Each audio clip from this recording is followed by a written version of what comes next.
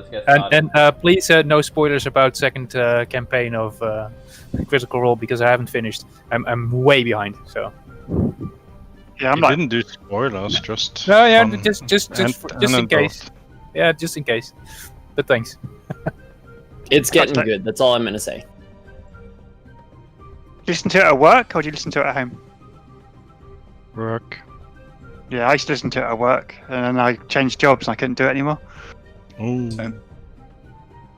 Alrighty, so let's get started. You guys are in charge. You're on day 79 of your expedition, and you can see all the stats here, how much food you have, how long Syndra has left, the party sentiment. Well, you had Hugh and Musha with you guys for a little while, and they were overjoyed, willing to do just about anything for you guys because you'd liberated their ancestral homelands. But they've since taken Stan the Ankylosaurus and the survivors of the crashed airship and taken them back to Harakma and Wormheart Mine for safety.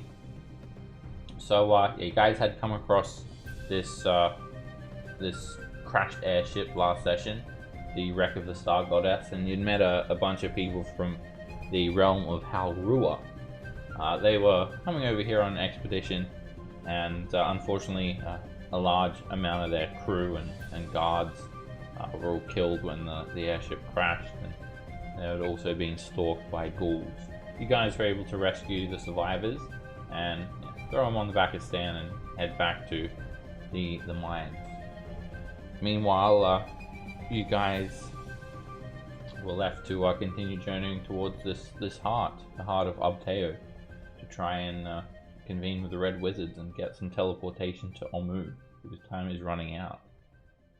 You'd continue traveling, and using the heart, it was able to guide you guys. You're able to actually navigate very easily through the dense jungle terrain, Nim leading you guys now. And you'd come across some cannibals. The cannibals seemed a little bit wary of you all, and you could see that they're actually feasting on the rotten remains of zombies. When you got a little bit too close, they sprung forth an attack. During the combat, Millhouse used his blast scepter, which exploded, and or the horn of blasting. It exploded and let off a very loud noise.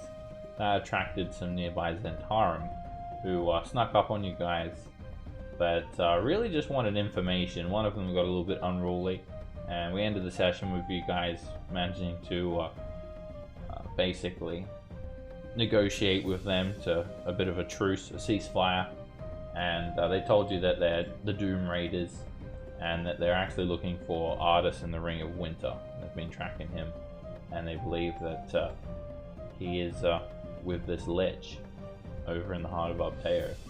We ended the session with them just leaving, and you guys are deciding whether you're going to give chase or not. You're about 20 miles away from the heart of Ubteo now. It is night time, so you're at the end of an adventuring day, and the Zentarum have pretty much just head off. Tashlin, Istrid, and Ziraj. So, did you guys end up deciding the plan of action?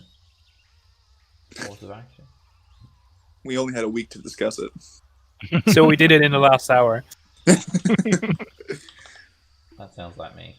I always leave everything to the last minute. I'm terrible. We got Killwick. Yeah.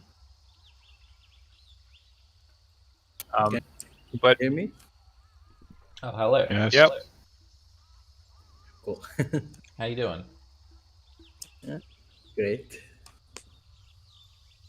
All right. I just did a recap of what happened last session. But you're here now, and you should be able to see the map. Yeah.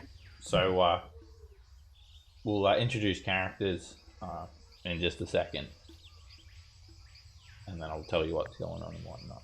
Just hang tight for a few moments. No problem. All right. So the Zentarum have just left, and I mean, there's still time to catch up to them or follow their tracks. From what you guys could tell, they're just marching straight through the night. I think we should get them back because they're going to reach those wizards before we do. And that will be a problem. I would rather just march past them if possible, like double time it to the wizards so we can get there before them. Every time you double time, I get exhaustion. It'd be worth it, right? I mean, if they can, the only thing that we need to worry about is if the red wizards can teleport us to Omu. Zentarum can't do that, so they're essentially useless to us. We need to get to the red wizards. Let's warn them that Zentarum they don't like are coming, and hope that we make nice with them. Yeah, that you think we're able to be faster than them? I don't Man. think so, but we can try. I'd like to try. Otherwise, we Go just hell. hope the wizards are stronger than these guys and at least hold out until we're there. Yeah. As you Is guys there discuss something- this, obviously, the more time you discuss it, the further ahead the Zentarum are going to get away from you. You can hear all the different sounds of the jungle. It's hot, it's humid, you're sweating. You can hear all of the different insects. They're buzzing around, biting at your leg. You can hear some undead moans somewhere in the distance in the darkness. You can only see about 40, 50 feet from your light sources of dark vision. And, it's hard to navigate during the night. When you look up overhead, you just see the thick jungle canopy and a few little spurs, a couple of occasional little mote of moonlight just kind of getting filtered from the jungle canopy. It's hard to navigate, and then you just hear like a bit of a crack, that distinct sound of someone stepping on a wooden branch and snapping it, and that comes from this direction. I make an attack roll and then a perception check. Fireball. Of course. Fireball. I put out my hand and scream fireball. And nothing happens. Who's there? Alright, so it's our new player. So let's do Stealthing. you were stealthing, but you didn't do a very good job of it. I still didn't roll for it. We'll see how you approach. But basically, I'm just trying to make the party aware of you. So before we go any further, let's do some character introductions, and then we'll find out why more Goyce is here. Is it more Goyce? Morgoth. More Goyce. Okay. Alright, so we'll do an introduction so you can know all the other characters. I wouldn't get too attached to them, but we have just say a bit about your character. We'll start with Orion. Orion is essentially a red-haired Wolverine. He's pretty short, like 5'10"-ish. And he's a very hairy man with a bow over his back, very obviously a barbarian. And he's a shifter. Alright, and Yazo. Yazo's a red-haired dwarf, very shiny long beard, shiny armor, looking pretty sweet. Jesus, look at those arms. What's your strength score? About 10. Okay. You need It's to all get a for new. show. You need to get a new character, man. You can't use that template if your strength score is 10. Nope. That needs to be at least 18. Do you know how hard it is to find a rogue dwarf? Yeah, I Yazo, had to cut all on the edges to make it fit. I think he's been hitting the roids. That's why he's like that. He's not actually that strong. Alright, Torrid. Right. Torin is a blue dragonborn, wearing chainmail, longsword, and a shield with the holy symbol on it of Tempest. This time I do know and do remember which god I am a paladin of. I'm very young. I look strong and imposing, but also a bit gullible as well. That's about it. I think you can see. And Garrett.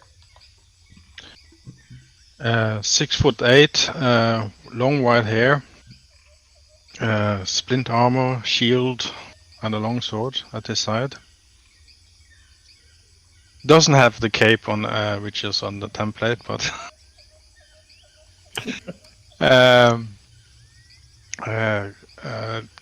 eyes blue, I think. No, I don't remember myself.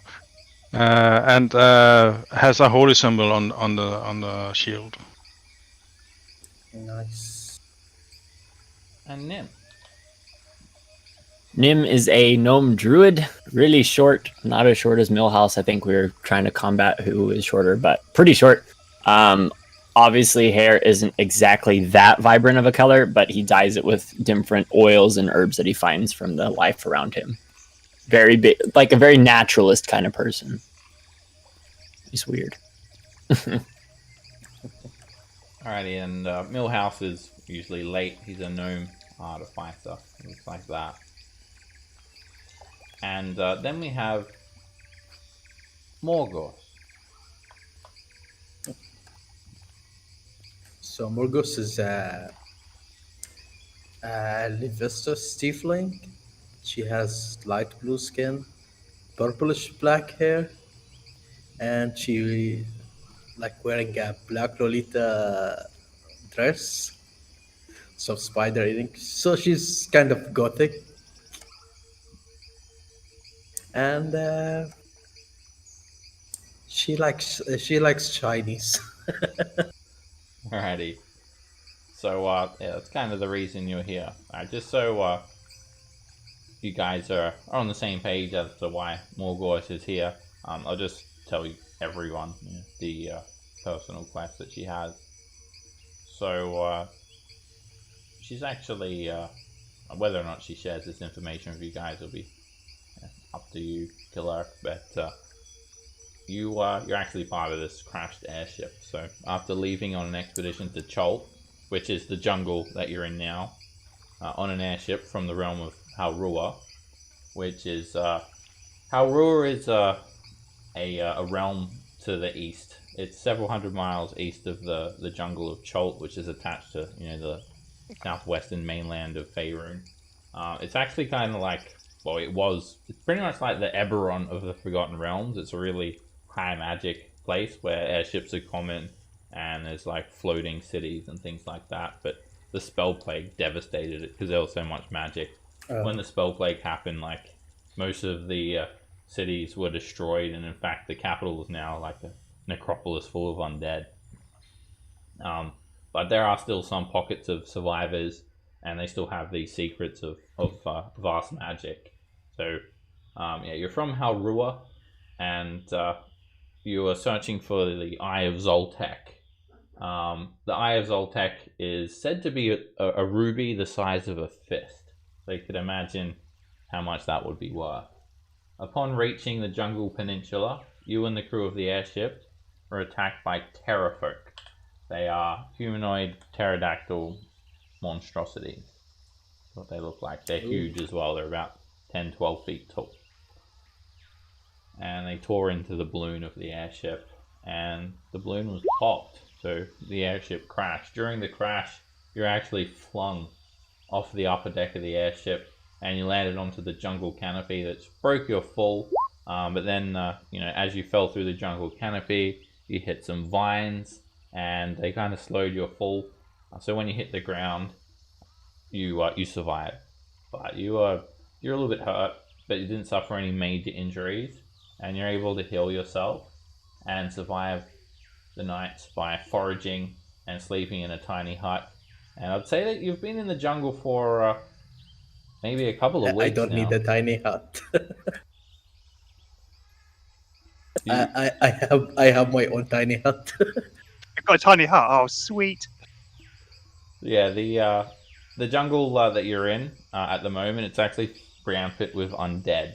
There are undead dinosaurs, there's zombies, and other natural hazards of the jungle around you. And there's also insects biting at you. And it's actually been very hard to survive or make any trek through the jungle. You've kind of just been waiting for someone to find you because you've got absolutely no idea where you are in the jungle. You don't have a map.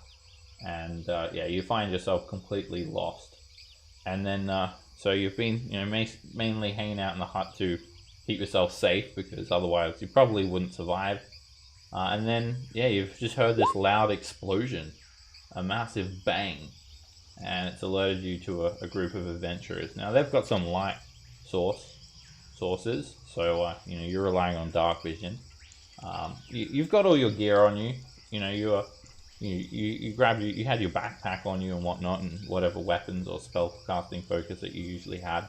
So you're able to fight and whatnot, and you're actually like fully rested up. You haven't had any encounters or anything like that.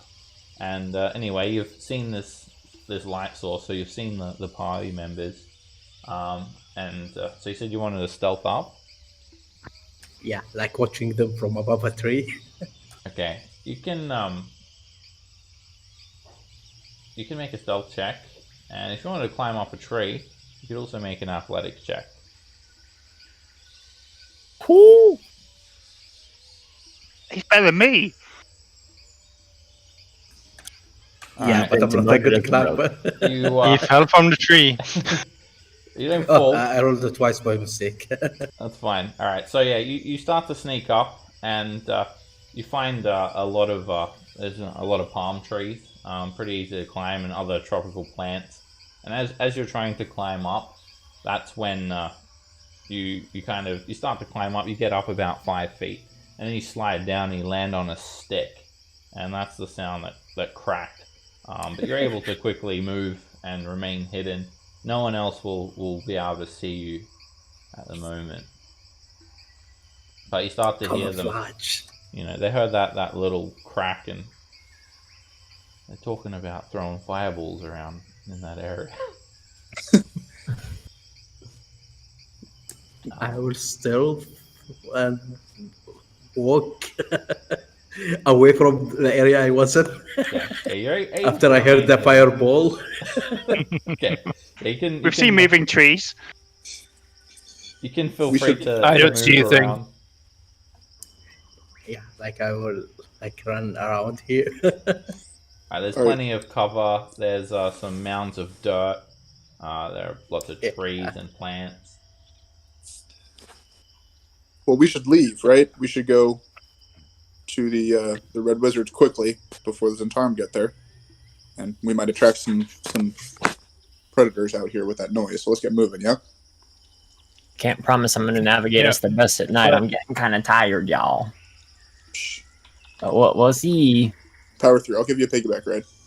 Woo! All right, just as you guys are discussing this, you can't believe what you see, and it must be the sound of that stick breaking. Heavy footsteps, and it's coming from this direction. You can see a couple of small trees Oh, and what's that? plants get crushed, and you cannot believe your eyes. Uh-oh. It's Stan! Stan. Yay, Stan! Stan, you came back, my boy! That is the Is it Stan? fastest Are you dinosaur. sure? This is not someone else? I don't like He has dinosaurs. the same mark on his face. Actually, I can see it. As he gets a little bit closer, you realize that something not- is terribly wrong with Stan. Is Stan a zombie? It's not You Stan. can't zombify Stan. Stan is nice. It's an Ankylosaurus zombie. Is it Stan? It's you don't think it's Stan. Same configuration though. He's got chunks of flesh missing from him. His eyes have this green glow, and he has a blue triangle on his forehead. His flesh is missing. He's still got this undead spike tail, and it just kind of lets out a loud moan. Nice, then that's dinosaur. There's something there in the bushes. Take that. And Stan's a vegetarian. he's not anymore. Yeah, that's not. And you realize that, yeah, it's actually an Ankylosaurus zombie, and it's coming for you guys. Alright, so in initiative, and Yazo, you're up first. Can I hold? You can ready an action. Why? Kill it. I'm going to wait until someone gets within 5 feet of it, and then I'll have my turn. What are you readying? Can I drop my turn before, under Nim? Am I allowed to do that? Oh no, you can't. You can't change your initiative order. Okay, in that case then, I'm going to stand hit, and when someone gets close enough, 5, 10, 15, 20, can I do that? 5, 10, 15, 20, yeah, I can dash that, I guess. And then I'll ready an action. If someone gets within 5 foot, I'll just stab him. Okay, are you casting a spell or are you readying an attack? Readying a attack. Okay, so just a rapier attack. Yeah, I spanked my spell slots. I've got 1 left.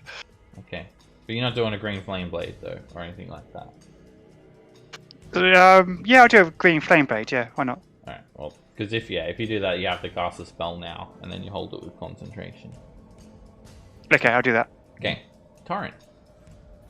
I would like to use this turn to create my sacred weapon, because I can't see a thing here. That's it. End of turn. Your sword explodes with radiant energy, or this holy energy. And you can kind of hear it off in this direction. Alright, Orion. I rage, and I run into melee. I'll grow my jaws this time. You can go first. Okay. And I'll recklessly bite at it. Yazo will go first, if that's what your ready action is. As soon as the conditions met, and you have to take it. Can I use my inspiration? It's a bit late now. Inspiration gives you advantage. You can't wait to see if you would hit 2 or miss 2. I don't know if I've hit. Advantage. Well, you rolled already. Fine. Yeah, but inspiration gives you advantage, so if you have advantage when you roll 2 dice at once. Alright, 12 is a miss. Its armor coating protects it.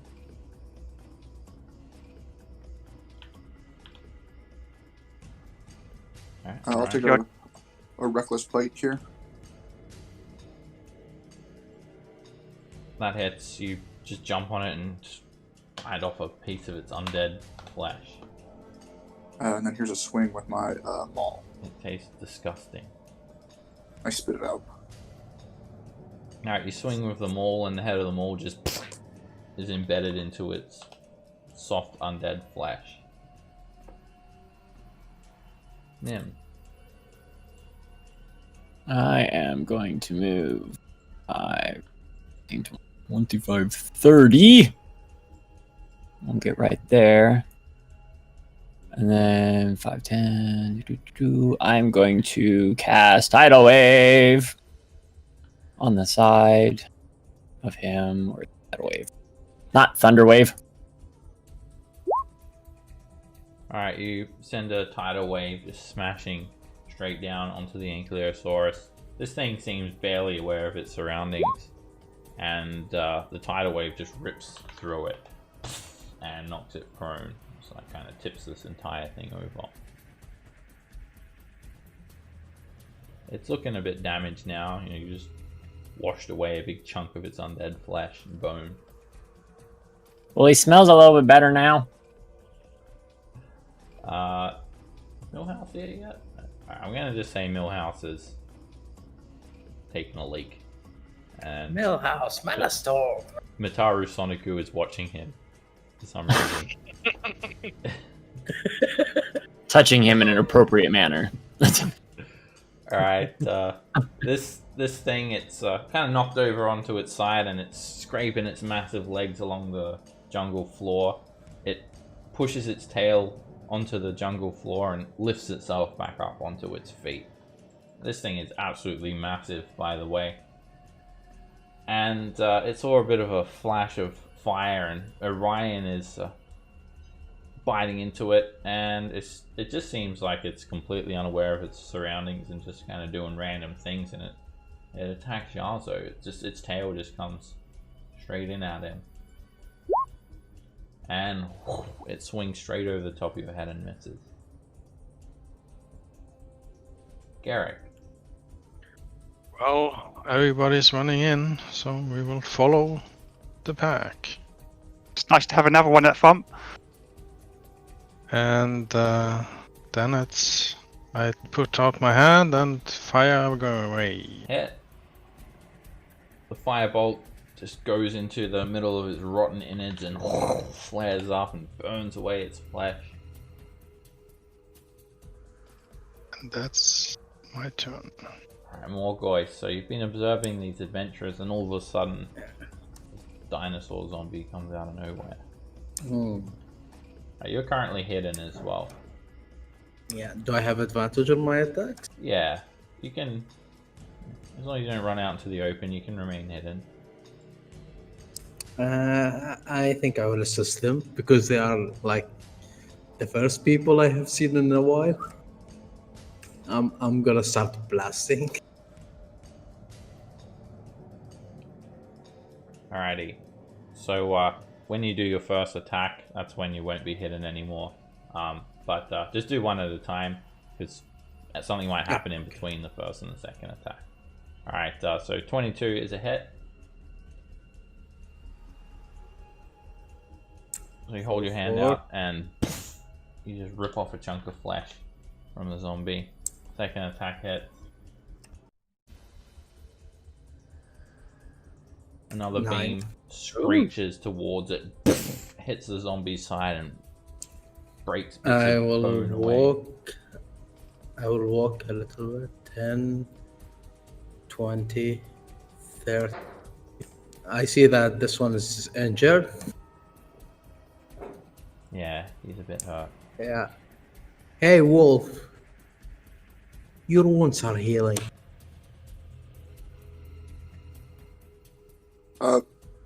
Thanks. Thanks. Grr.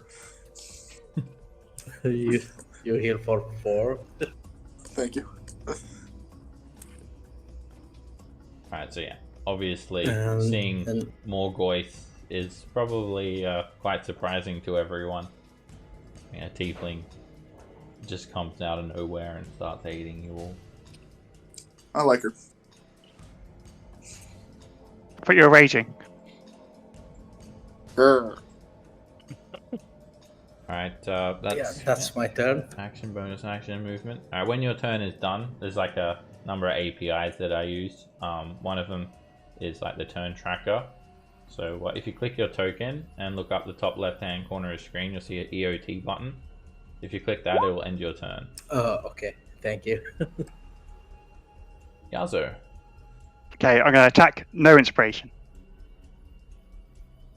Oh, bloody hell. And yeah, you're tripping up on some vines and whatnot, Yazo. A massive beetle just comes out of the dirt and scares you, and you just Yeah, but- completely miss. So the rest of my action still? Yeah, that was your Okay. well, that was your action. So disengage then. I don't know if you did fatal misses. Disengage. There's no fumbles or anything like that. No homebrew. Hey Nim, who's your new friend? Go and give you a handshake. I could do a mage hand one, but I'm not allowed. You can do that. It's across your action. All right, Torin. So I'll move over to see some more. So I will 1, 2, 3, 4, 5, 6.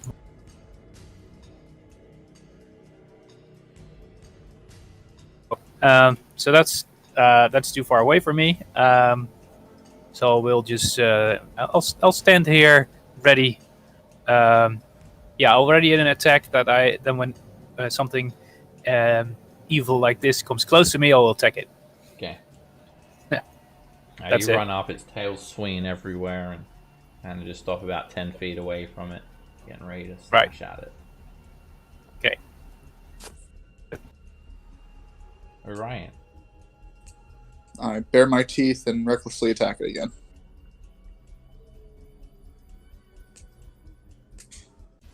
That hits. You jump on its back and you just start like biting into its neck, basically. And you just like rip its undead esophagus out and you sever its head from the rest of its body. The head just falls off onto the ground and the rest of the body stops moving, and you're basically like embedded in the dinosaur's torso.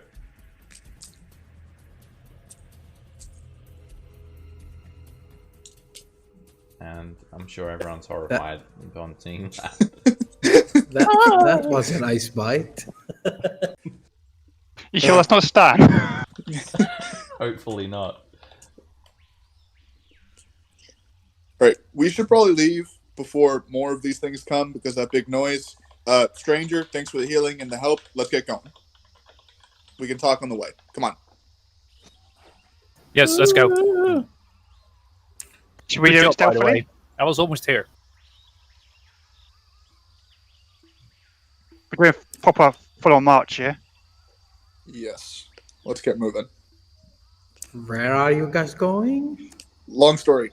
The Temple of Doom. Da-da-da-da. So they got the Tomb Raiders. Sound like a place to find Chinese. Yeah, actually. If you come with us, there'll be a bunch of shinies and, maybe some heroism. That could be fun. Great. Well, the first part of this is that you have to run with us as we try to outrace some lich hunters, and while we make nice with some definitely evil wizards that will help us teleport us into an ancient ruin ruled by an undead paladin of 1T. Sounds We're fun? not allowed to kill the wizards. Yeah, don't kill the wizards. No pressure. So if I see an old guy with a beard, I don't kill him? is Non-lethal. Just trip him up. Punch him in the face. Yeah, okay. So Morgoth, there is this death curse that's affecting the realm where if you die, you can't be brought back from the dead, and if you've ever been raised from the dead before, you start wasting away into an untimely death. Okay. I mean, you've heard about this disease going around, and it hasn't really affected too many people in your realm because most people are already dead, and Yeah. from the spell plague. So yeah, you've heard of this death curse, but it's probably not your priority. But I mean, this Eye of the Zoltek, it's said to be somewhere in some sort of ruin in the jungles of Cholton. It seems like these party members are looking for a ruin. So Yeah, and, that piques my interest. yeah, it's basically just a reason why you'd join up, and apart from being lost and probably dying out here in the jungle if you don't get to safety. that too. Become a tiefling Tarzan. Alright, so let's go over to the map of Cholt. So here's Cholt, and you guys are currently deep in the jungle here, about 20 miles from the heart of Obteo. Each one of these hexes is 10 miles. So, Just waiting for it to load. yeah, it takes a little while to load up all the different hexes in this map. You can see like a green line where the journey has been. It's been almost 3 months of trekking through the jungle in game time for some of our party members. Alright, so you guys are marching through the night and just running to the heart of Obteo at a fast pace. So, Where are we now? you're in This thing? this hex, yeah. Oh, okay. And basically everyone's trying to get here. But about 20 miles away, there's this giant earth moat floating in the air that looks like a heart. And then, Heart of Obtao? yeah, there are these red wizards that are going to teleport the party over to Omu, hopefully. Rather than just running, can I double dash for the first third and then sort of scout? That's Well, when you...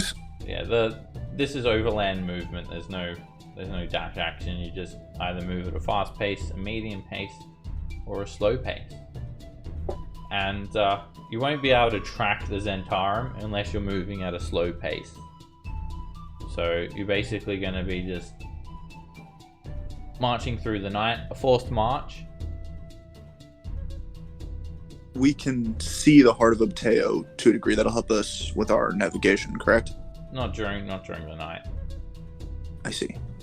It's pitch black. It's like We can see the peaks of dark. flame, though. Like Peaks of flame. If you don't have dark vision, you won't even see your hand in front of your face. Even if it's like an inch away from your face, it's that dark. Unless you've got light source as well. But you know, someone had light as a spell. I have a light source. You can So, you can navigate. Obviously, these Zents are using some sort of divination to guide them. But it's going to be hard for you guys to travel during the night. The chances of getting lost increase, and you'll also be getting tired as well. So, are you guys sure you want to do this? That's a great question. should we have a vote? How about a new plan? What if we... I don't want to roll up on the Red Wizards with all our spell slots and gone and are injured. What if we track this Zentarum at a slow pace for tonight? And then we can rest maybe, just so we're out of this area. And then if we follow their tracks correctly, we'll be in like this space or something. And then when we wake up at like midday tomorrow, we can just go to the heart of Obteo. So, Just as another option. It's so like a you bit still opposite. want to move through the night, but just at a slow pace, and try and track them. Yeah, because I feel like somebody will stumble on us after that huge sound that we made. We might have another encounter. Right. That seems... Yeah. Good idea. Okay. Or we, Alright, so we you could guys- just sleep now. If we sleep here, I'm afraid that like a T-Rex will be like, "Hey, what was that loud sound? Let's go check it out." Yeah, exactly. That's a good idea. I didn't think of that. Don't but give yeah, the Damn DM it. good ideas. Oh, yeah, that was definitely a loud explosion. I mean, it attracted, the Zentarum. It attracted Morgoise, and it attracted an. We're undead, running, so we're of running. course, you don't know if more things will just keep coming. All right, so you guys will move at a slow pace, and you'll try to also follow the tracks of the Zentarum. All right, so whoever is tracking will basically be the navigator as well. So who will that be? Someone who is Not it. Nim, that's you, yeah? If it's survival based, then yes. Finding tracks is survival. It's different than the navigation as well. So, alright, the first thing you guys need to do, everyone except for Morgoise, needs to make a constitution saving throw from exhaustion. Woohoo! That's crap. Alright, so, yeah, Nim, you're starting to navigate, starting to try and find these tracks, and you are like tired, man. Your eyes are blurry, you can't think straight, and you suffer a level of exhaustion, so your ability checks are a disadvantage. Garrick, you're also suffering. Actually, sorry, a 9 actually is not a failure. But yeah, Nim, you're starting to suffer the effects of lack of sleep. So it's going to be hard for you to navigate. Did you guys want to change navigator perhaps? Give Nim a break or change of plan? I'm not too bad at tracking. No. What about the new bloke, Gale? It depends on what role it is. Survival. I'm Alright. not proficient in it, but I can try if you want. Okay, Ryan, it's all yours. All right. Okay. Once I see Nim kind of lagging, I'll try to take over and track these guys. Okay. Yeah, you can I tell can that he's assist not up if for needed. it before you even start. Alright, give us a survival check, Orion. That would just be for finding tracks. You spend about 5 minutes looking around the area first. It takes you actually 1 minute to try and find tracks.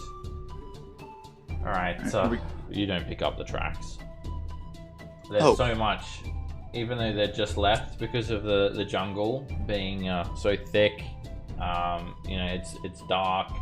There's just vines everywhere. It's hard to find Where are we going, Orion? here. It's not an easy feat. But that's just trying to pick up on their tracks. I mean, you can try again tomorrow as well. You set a slow pace and you travel through the night. And it's pretty hard for you to navigate as well. And you do a good job, Orion. You don't get anyone lost. And you know what? You actually make a full 10 miles of progress through the night. Dang. Alright, so you guys spend about 8 hours now. 8 hours has gone by. You haven't had any chance to rest. You've been cutting through the vines and haven't picked up on the tracks, but you start to feel the humidity and the heat intensify, and the first little... Yeah. Let's make a camp. The first little beams of sunlight start to peer through the jungle canopy, and yeah, it's sunrise now, the next day. Yeah, let's make camp and try to hide it as well as possible, and then once we have rested, we'll go meet the Red Wizards. In terms of sleep, you guys are actually, for the most part, okay. You could actually go another full day now. You don't need to make another save. But in terms of long rest, well, that's a different matter. You can see the heart of Obteo. It's like 10 miles away. You can see it here and there through the jungle canopy. And you could be here by the end of today. We could do, but I think that we promised a long rest. So I think I'm camping here. I can keep going. It's fine. Yeah. Are you sure? Because he does We're this. not planning to fight them, are we? No, but we know that some people are, right? The Zents might fight them. Do my people know anything about the Red Wizards? Yeah, you would know about the Red Wizards. They have an unsavory reputation. They come from Thay, which is a land of undead. Everyone there is either a necromancer or a powerful mage, and if you're not one of those, you're a lich, and if you're not a lich, then you're a skeleton or a zombie or some sort of undead. So enemies. Yeah, Evil people. They have a bad reputation for being pretty evil. Isn't the elves something to do with the Fae? Since what? I think you're thinking Sorry? Fae. What did you say? Thay. It's a land like about 1,000 something miles east. Oh, of the Sword it Coast. sounds exactly the Thay. same. Thay. Thay. So How? there's no guarantee that these Red Wizards are going to be friendly to you. Well, you met a group of them a while ago. They said that they answered to Valindra's Shadow Mantle, and they're heading to the heart of Obteo to get teleported there. They offered to, you guys to join them, but they actually just kind of took off pretty quickly. And It's on this map. To the northeast. yeah, about 10 miles away, you can start to see this giant earth moat floating several hundred feet above the ground. It looks like a giant heart made of stone with vines, Continue resting. roots coming off of it. Look like the ventrices of a heart. I say we keep going. I'll have to play it safe on the spell level if I'm going to be doing that, because I won't be able to create water for us if I keep going hard on spells. Well, if we're polite enough, hopefully the Red Wizards will give us some, yeah? You can hope. Alright, let's take a We vote. could- area looks Either nice. camp or travel. Everyone type in the chat. 1 camp, 1 travel, 2 for camp, 3 for camp.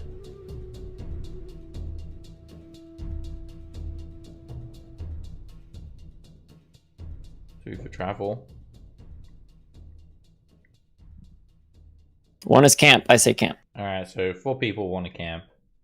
It's 2 pretty people wanna snazzy. travel. Okay. You guys start to set up a camp, but before you are able to, you're actually you have an encounter. Unlucky. Let's see what happens. That's okay. Yeah, Better now than after the camp. You find a camp. You cannot believe what you've come across. Hey, that's Some convenient. of the cargo that had fallen off the wreck of the Star Goddess. A cache of items.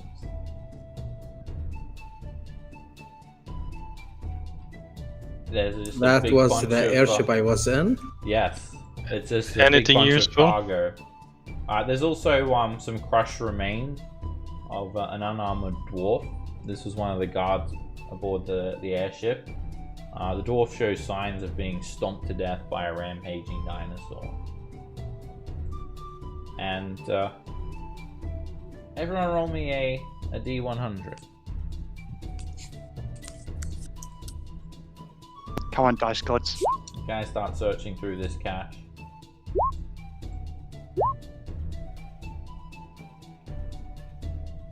So yeah, to find this cargo that come off the Star Goddess, I mean, this is... What's the chances of that? Out of anywhere in the jungle, this is where you found a big cache. Very lucky. Alright, you guys start searching through. Alright, everyone's rolled a D100. Now roll a D20 as well, please.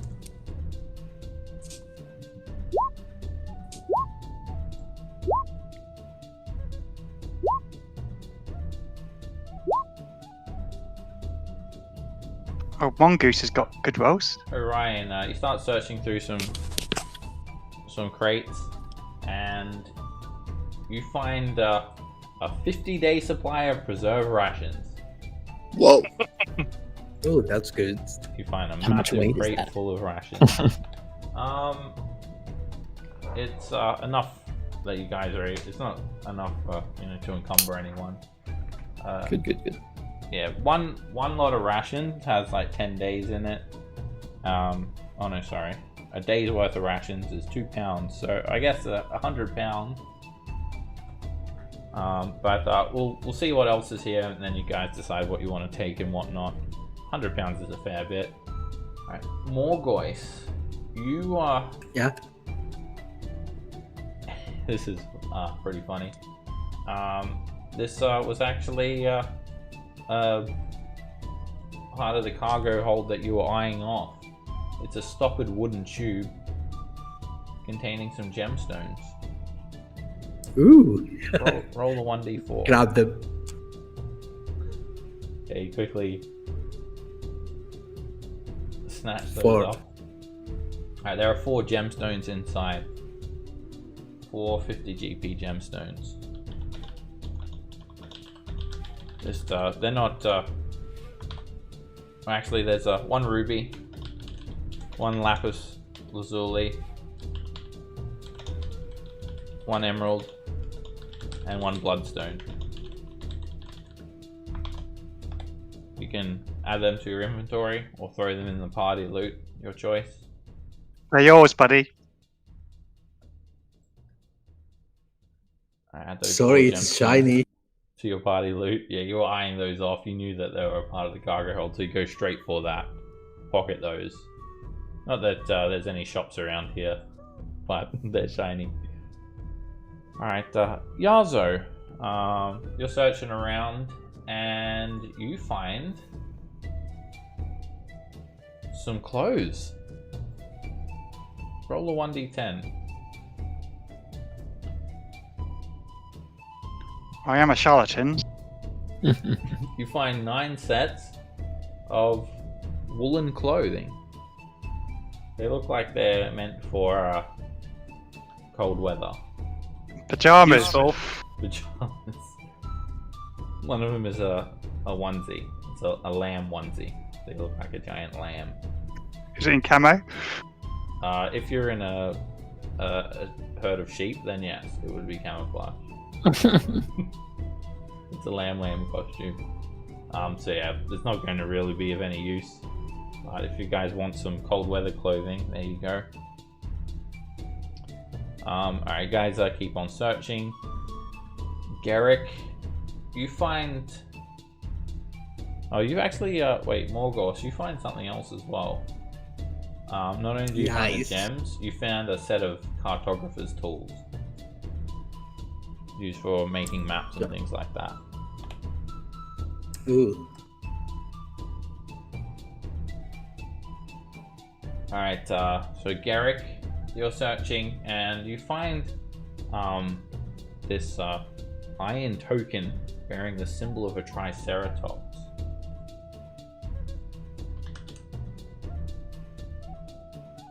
It's worth 50 GP. This is what it looks like.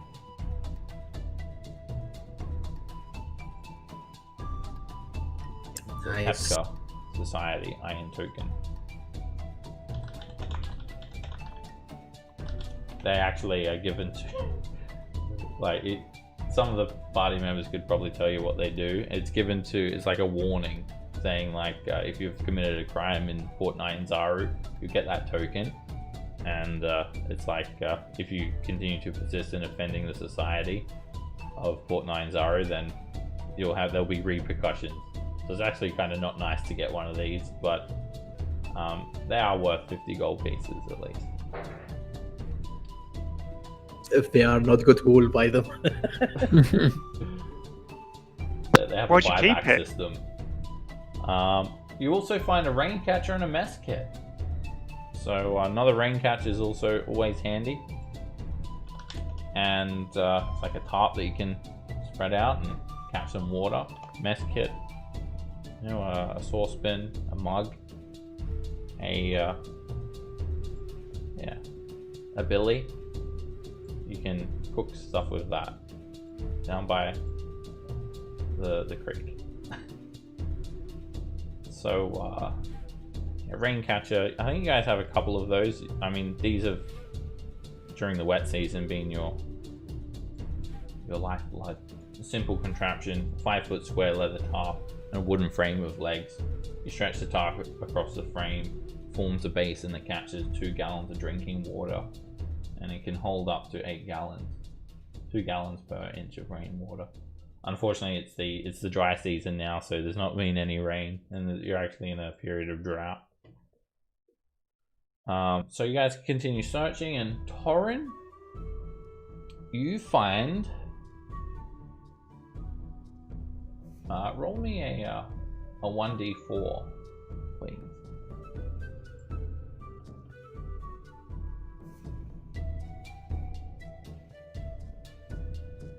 And now roll me 4d20.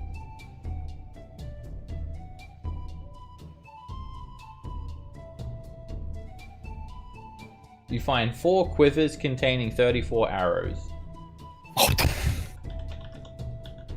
Okay, nice. Anyone in need of arrows? Yes. Yes. Right, you guys want to Well, here you go. 17 each then? Rowan can carry most of mine. Okay, Ryan, add 34 arrows to your inventory. Sure. Yeah, that's actually a pretty good find because you're not going to be able to buy arrows anytime soon. Alright, so you guys continue searching, and next up is Nim. Alright, Nim. You find a potion.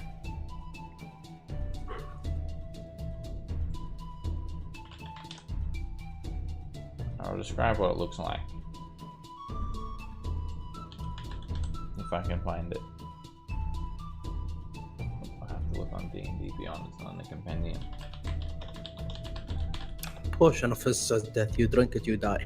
Yeah. The only way to go. Alright, it has a crimson colored liquid that pulses with this dull light. It's almost like a heartbeat. Woo, woo, woo, woo. You pull out this little gourd and it's pulsating, glowing, red light. You can identify it by drinking a little bit of it, if you wish. All you have to do is take a sip. I'll just put it in my inventory for now. I'm not gonna worry about it. Okay, call it a red pulsing potion. With a heart on it. And then if you identify it, I'll know what it is. Got it. Okay. Where are we at? So you also find what was your second roll? 13. You find some more supplies. A 2-person tent, and roll me 1d4. Do-do-do-do-do-do. Your Morgoys could have used this stash. Those D4s, they really work out. Yeah. So yeah, a 2-person tent and 4 sets of explorers packs, which is really nice. 4 backpacks. They belong to the crew of the Star Goddess. An explorer's pack has a backpack, bedroll, mess kit, tinderbox, 10 torches, 10 rations, water skin, and a hempen rope. So more water skin than And a lot of rope. Yeah, and there's 4 of them. 4 backpacks with this in it. Do we have do we have a bag of holding? I think Millhouse does, right? I do, yeah. But that's full of copper and gold. Oh yeah.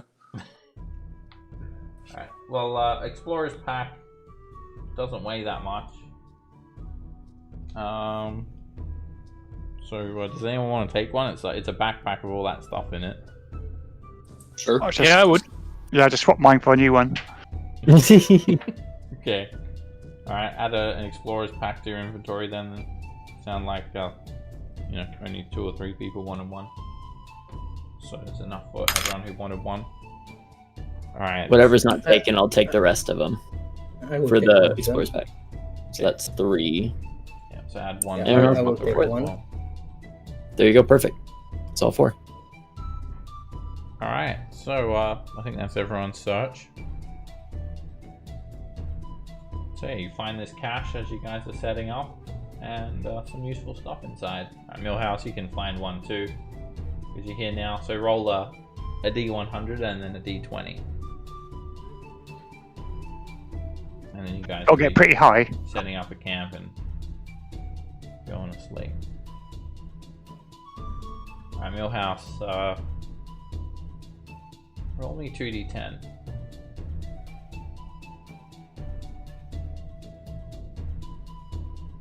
Alright, you find a wooden box containing 8 daggers. They're low quality. However, they're the type that would be used as a trade good. Just basically the sort of dagger that someone would use to cut up their food and their meat and whatnot. Still usable as a weapon.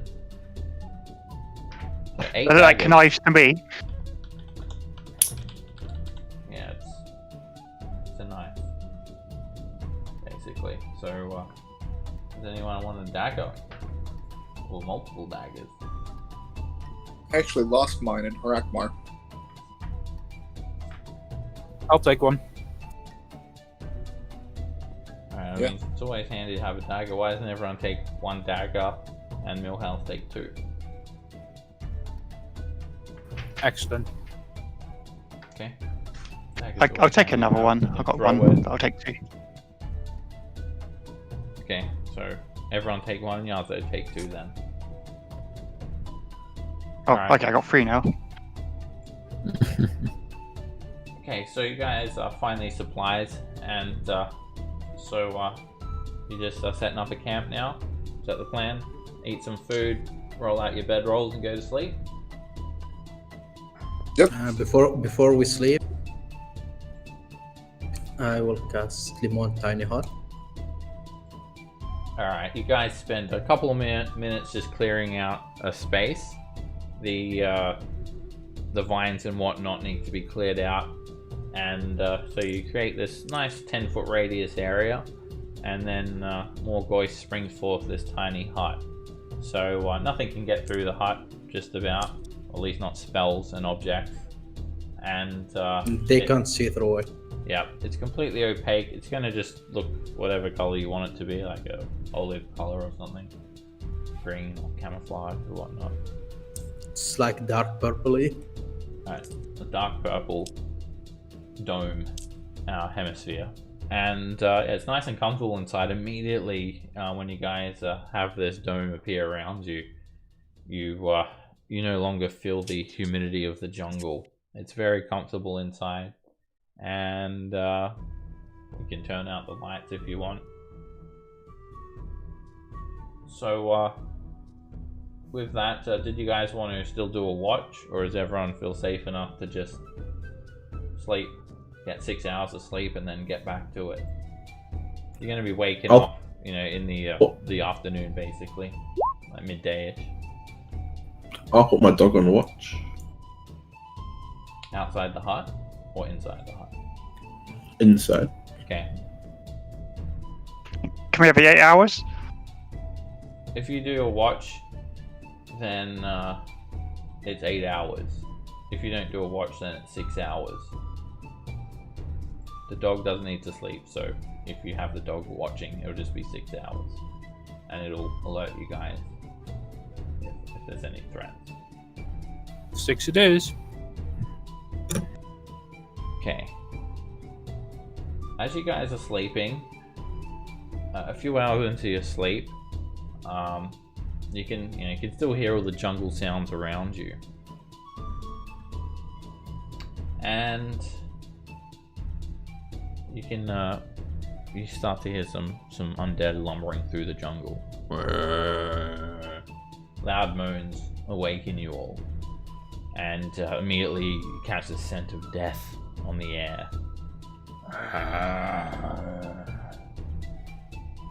And you guys stir a little bit. This is not going to disturb your rest in any way, but you guys kind of look over. You guys can see outside. Yeah, we can. And it's just a bunch of zombies. There is about 10 of them. 10 zombies just kind of lumbering around, spreading. What does Steel Defender do? The jungle like a plague. It will nudge. It'll definitely nudge Millhouse awake, and the moaning's quite by. Like they've literally just started to walk up to the hut, and they're just kind of standing around. So, you guys wake up. So you have a chance to try and hide from them if you want. Like, they can't get through the hut, but they can still smell you, and they can still hear you. So what do you guys do when you wake up? Do you try to conceal your presence, or? I don't see a thing, right? It's morning now, so yeah, you can look out. You can see Okay. about 10 zombies. They're about 10 feet away from the hut, and they're just kind of walking around aimlessly. They all have a blue triangle tattooed on their forehead, and they're zombies. They're not very aware of their surroundings, but they can smell flesh. They like to eat it. So, do you guys want to try and hide from them, conceal your presence, or just? Sure. Yes, I do. Fine. If we can. Yeah, you're able to try and conceal your presence, mask your scent, not make any sounds and whatnot. You don't know how long they could hang around. They could hang around until the hut wears off. So everyone roll a stealth check. Okay, Tiefling, watch this. Disadvantage if you have medium or heavy armor. That gives you disadvantage. I've got mithril armor. Since would we still be in armor if we were sleeping? Yeah, it would be. Unless you wanted to take it off to recover more hit die. You only get back a quarter of your level worth hit die. You only get back like 1 hit die if you're in your armor. Alright, despite Not them too being bad. in such close proximity to you guys, and actually making a bit of noise, they don't even notice you. They're not very aware of their surroundings, and the zombies just kind of... They just keep on walking off. You guys then go back to sleep, and you complete your long rest. I'll just move you guys over to a map here so you can use the long rest button if you need it. Move you guys a bit closer. So you got a tiny hut around you like this. Those zombies have walked off now. And Millhouse has come back from taking a leak. Finally. So yeah, if you click your token, you'll see a long rest button too that you can click if you need it. Yeah, I see.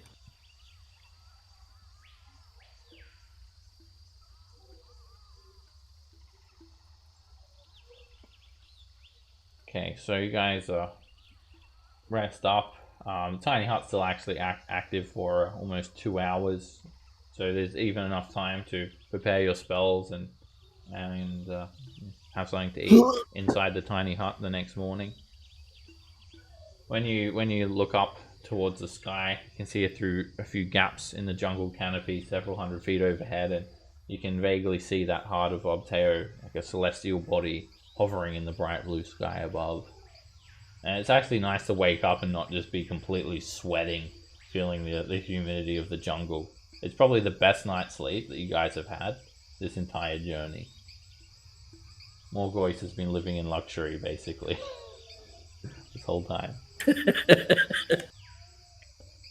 Alright. The temperature is much better inside the hut, right? Yeah, it's comfortable and clean. You're not getting bitten by insects. There's so much food as well. You guys are not going to have to worry about running out of food. Oh, Nim, did you have... I had spells to do it before the long rest to get us water. Alright, Nim fills the hut with water, so it's like you're like swimming around in there for a little while until you drink it all up, which is kind of gross, but whatever. And this is the best rest we've ever had. It's like a hot tub. Hot tub. Jacuzzi. Sorry. Jacuzzi inside the hut. Use control water on it to make it a jacuzzi. And, lots of bubbles around Yazo as well. So you guys get ready, prepare your spells, check your gear, check your inventory, grab your backpacks, and head off.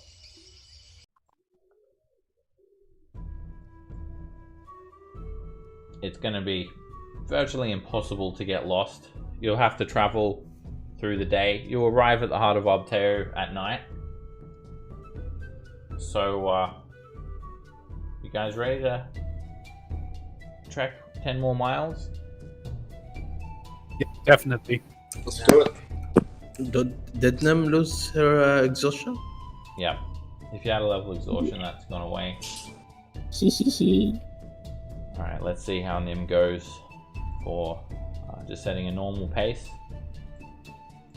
I presume? Normal pace? Yes. It's going to be very hard to get lost. And Should we do a double up just to get there? If we do a fast pace, we'll reset. No, you're already done. Already done it. Fair enough. You only need to go 1 hex anyway. A fast pace will just get you 2 hexes. Alright, you guys travel through the day. Good quick pace get us there earlier, because we're trying to be there earlier than the other group. So maybe we should go double pace. I mean, we can see where we need to go, right? So can they? Already did a normal pace, unfortunately. Already checked for that. Okay. I mean, you get there. I mean, the Zents, if they were marching through the night, they've already got way ahead of you guys, because you just spent 6 hours sleeping anyway. So you're expecting that they've probably already arrived by the time you guys get there. So you travel through the jungle, and the hopes in the party are high. You've met a new ally. Your party is strong. You're healthy. You're well hydrated. You got plenty of food, and you found some supplies, and you draw ever closer to reaching your goal. It's a nice motivating factor. You even had an awesome night's sleep. So yeah, eventually towards the end of the day, just before sunset, or just as the sun's setting, You can see this astounding sunset, different hues of red, orange, and yellow peering over the sky above. And then there's a clearing. And you see the heart of Obteo. A massive chunk of earth and rock. It looks like it was torn from the earth, drifting over the swampy forest, about 100 feet above the ground. I'll move you guys over to a map of the heart. So,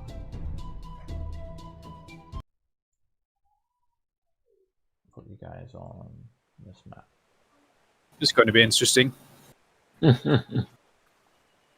So, this is just a side view, and yeah, this thing is 100 feet above you. You can see why it looks like a heart. There is a petrified tree towering above the stone, with the stone roots protruding from the bottom. Between the shape of the rock and the branching of the tree's limbs, it creates the impression of a gigantic stone heart hanging in the sky. The impression is only made more gruesome by the red liquid dripping from its roots. For you Morgoys, seeing like a floating chunk of rock is pretty standard, because that's just normal from how, like in Harua. You can actually see a cave mouth in the side of the slowly rotating heart. This thing is actually spinning very slowly. There's a staircase winding from the cave up to the flattened top where the petrified tree stands. The staircase definitely isn't natural. It was carved with tools into the rock. So yeah, it's actually 200 feet above you guys.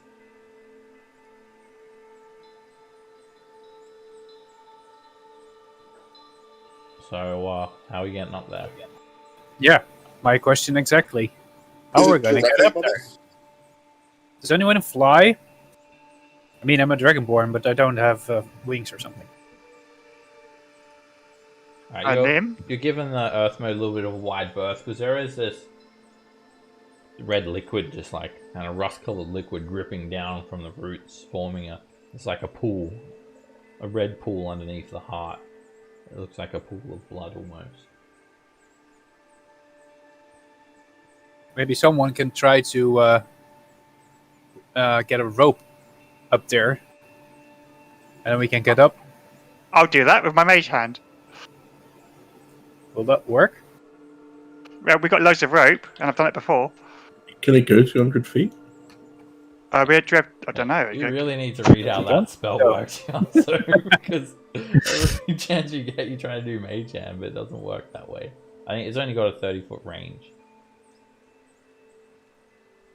It'll just disappear after 30 feet. Now we only have to make it 170 feet. So progress.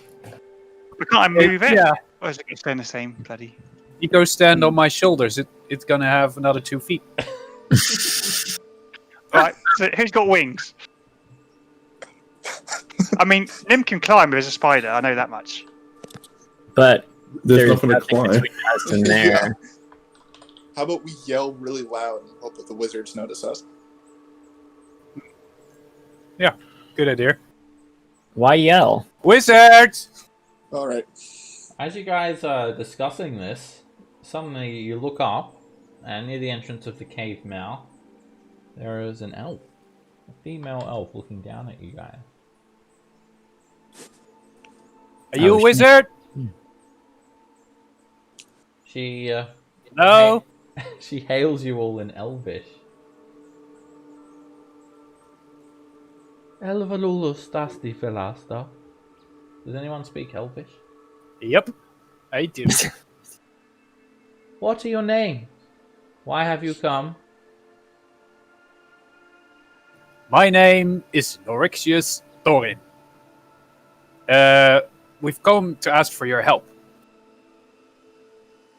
And these are my friends. You've come to They all ask have names. for my help, specifically.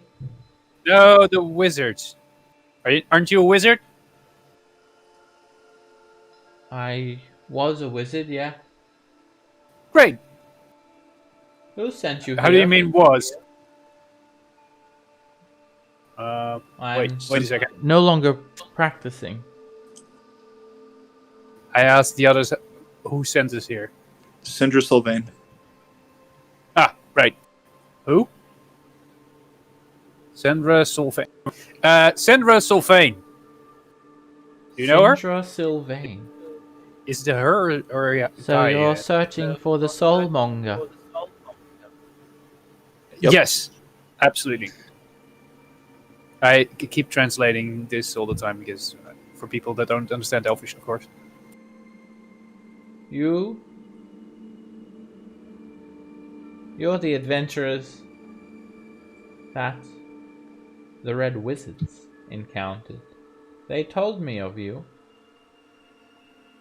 You're not with the Zentarum, though, are you? Nope, we did see them. You won't be seeing them again. Please. Okay, good. I could definitely help you. Meet me inside. We'll discuss matters further. Yeah, there's a little thing. We don't fly. You don't need to fly. She steps inside the cave. Okay. And then suddenly, a swirling gate of magical energy appears next to you all. And you can see it's like a window you're looking through, really. Like, the image beyond is slightly distorted. But you can see the top of this hollow tree through the portal. It's like a two-dimensional glowing ring filled with mist, hovering a few inches above the ground. I'll send Sonic okay, in through up we go. Before we go in, pep talk real quick. We are polite. We do not punch the wizards. We need their help to get to Omu. We are always looking to be backstabbed, but do not throw the first blow because we need them. But we do literally anything they want unless it's like way too evil. Okay. All right. One thing. Can we replace every "we" in there with "I"? And I will 100% agree with you. This is true. You always go in there killing. Can the Dragonborn go in first? Or the But if tiefling? there's a shiny, I won't be that friendly. I'll send Sonic can in go through in first. Yeah, the tiefling go in. They're good at that stuff. That's racist.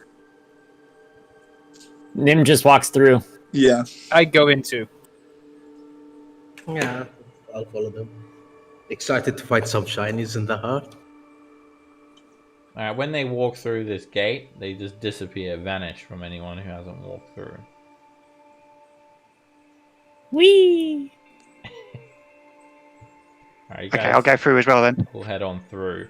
And you step through and you just step to the top of the heart. And there's no way down. It's a one-way portal. When you looked away, you just stood out. Nothing. There's no gate or anything like that. Up here, you can see the petrified tree. So this is a top-down version of the map now, obviously. And there is a bat fluttering around on top of this massive trunk in the middle of the tree. There's also a smaller hollowed out trunk that kind of serves like a basin, and it's filled full of stagnant looking water. Hello, elf lady? Hello? The staircase is over in this direction. It leads down to the cave. As you discover the stairs, you find that they're smooth. They don't really show much signs of wear. It doesn't look like anyone has really walked here before. It's pretty safe as well. There are a couple of roots dangling over the top of the staircase, but they kind of just act like an archway that makes the staircase down even safer. The elf we saw, what sort of elf did it look like? She looked like a moon elf. At the bottom of the staircase, you see a cave entrance. The floor starts to slope up slightly and leads to the inside of the heart. And you hear a little bit of water dripping.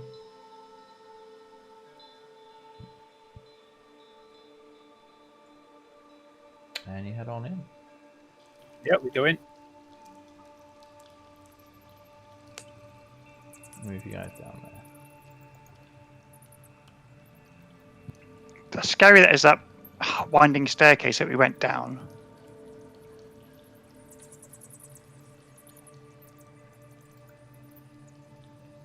Good day, elf woman. Maybe I should know your name as well. Valindra Shadow Mantle. Alright, you head inside this cave. Very it's nice musty. It's dimly lit by daylight filtering down. This hollow petrified tree trunk that was in the center of the cave, it's actually like at the top of the heart. It's actually open to the air here. So that's where the trunk was. It's about 20 feet above you, so 20-foot high ceiling. There's a pool of dirty rainwater that's collected here, occupying the central 20 feet of the floor between these pillars formed by the roots, the natural roots of this petrified tree. There are 3 tall bookcases standing against the east wall to the right of the cave entrance. There's a desk and several wooden crates standing against the left-hand wall. Opposite the entrance, there are 2 open doorways to smaller chambers. One of them is crammed full of zombies. You can clearly see a large number of zombies. You can hear their moans and smell their undead flesh. The other one looks like it's some sort of open small cabin.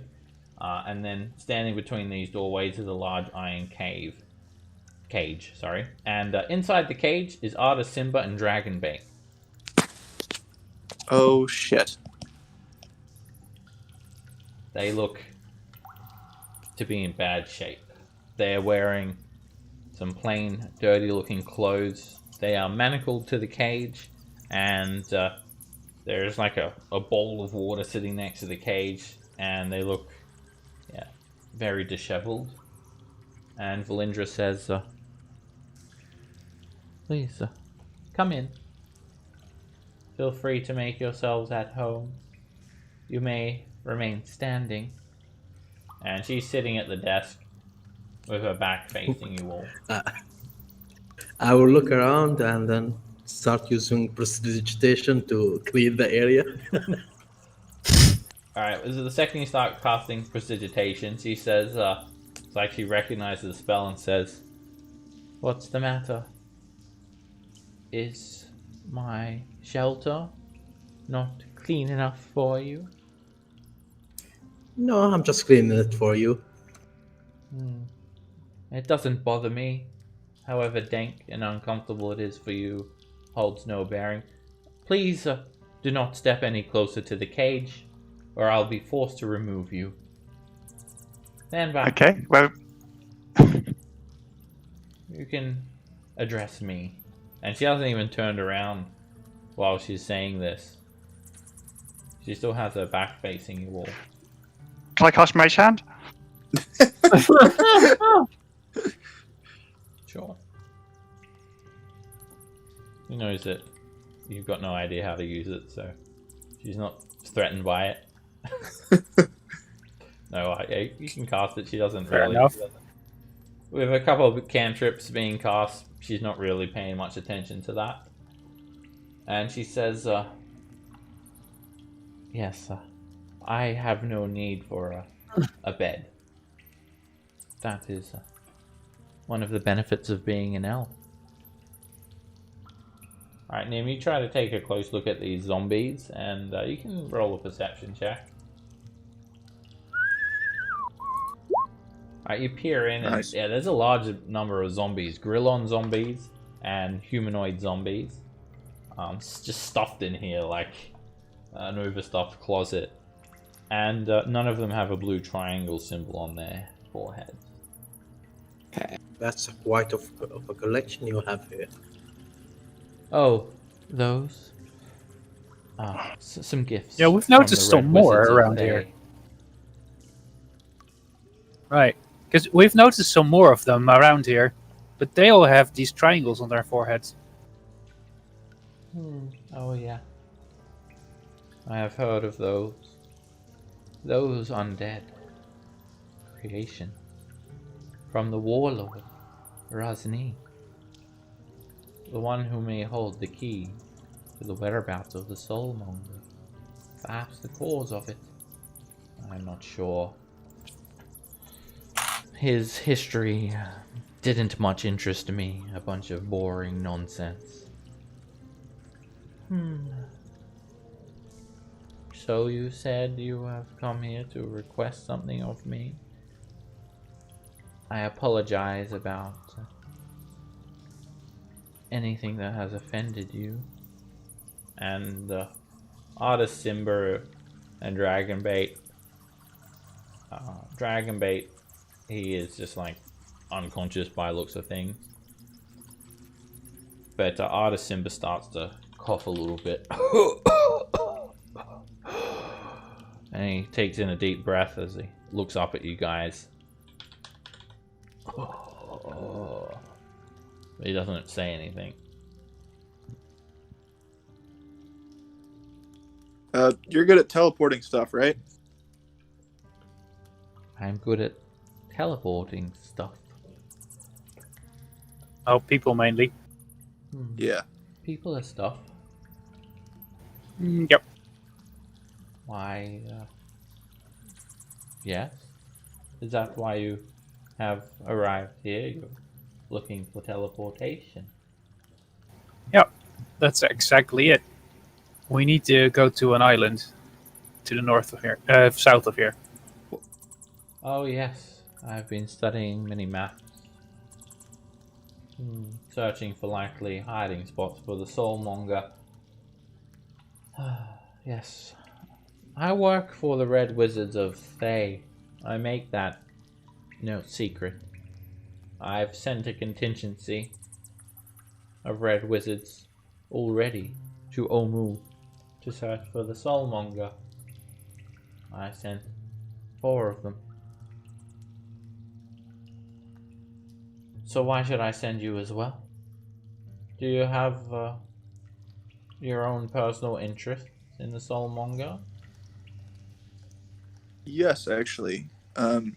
We are, as we've mentioned before, we're friends of Cinder Sylvain, who I believe you're familiar with. I know of her, yes. My master has had contact with her. Well, she's dying. Oh, aren't we all? Sooner than most. She has days to live due to the Soulmonger.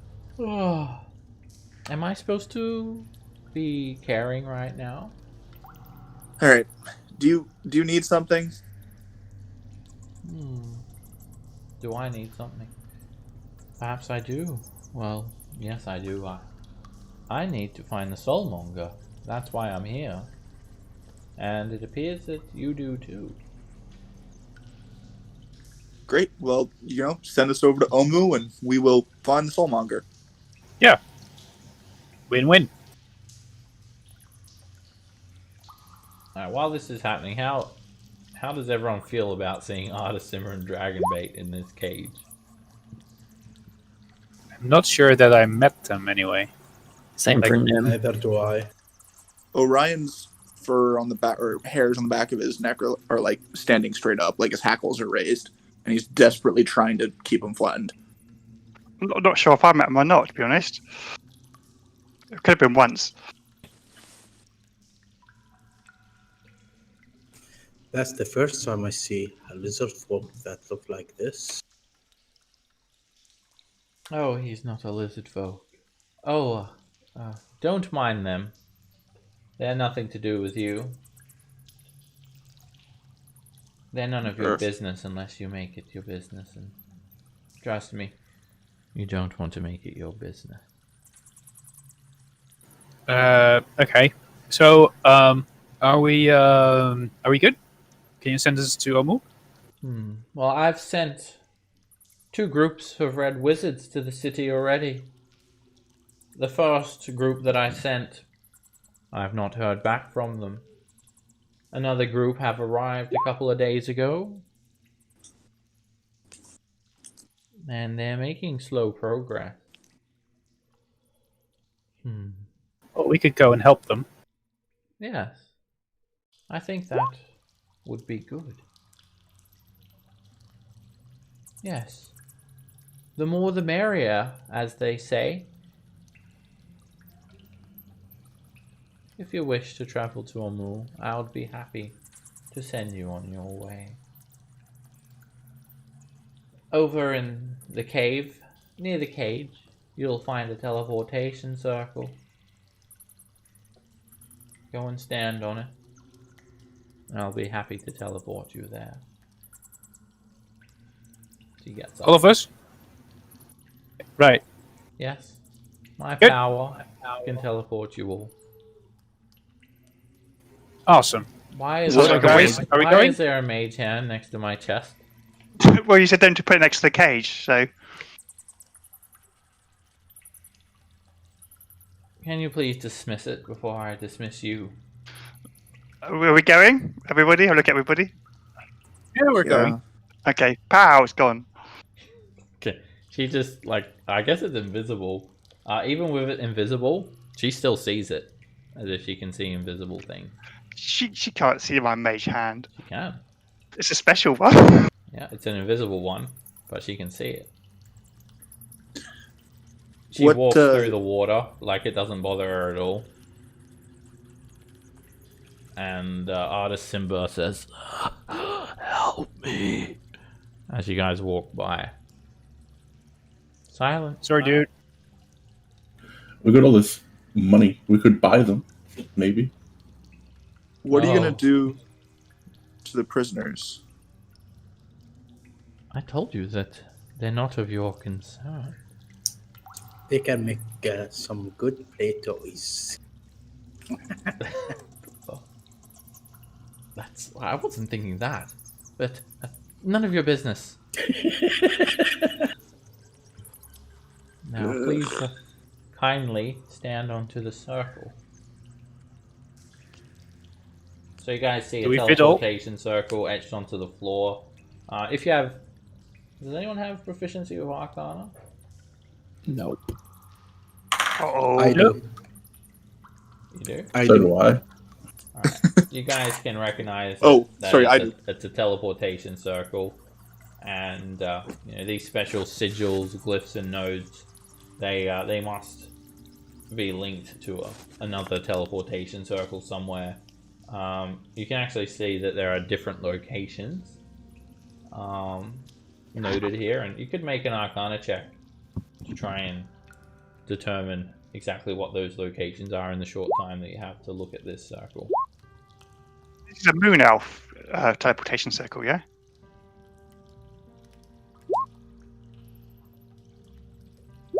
So it should be okay if it's a moon elf. Millhouse, you everyone's just kind of standing on it, and you can't really make it out. Garrick, you're examining them, and you're having a hard time actually figuring out where it goes. But Morgoise, you can tell that there are two locations that this teleportation circle leads. One of them leads to Thay, and another one leads to Omu.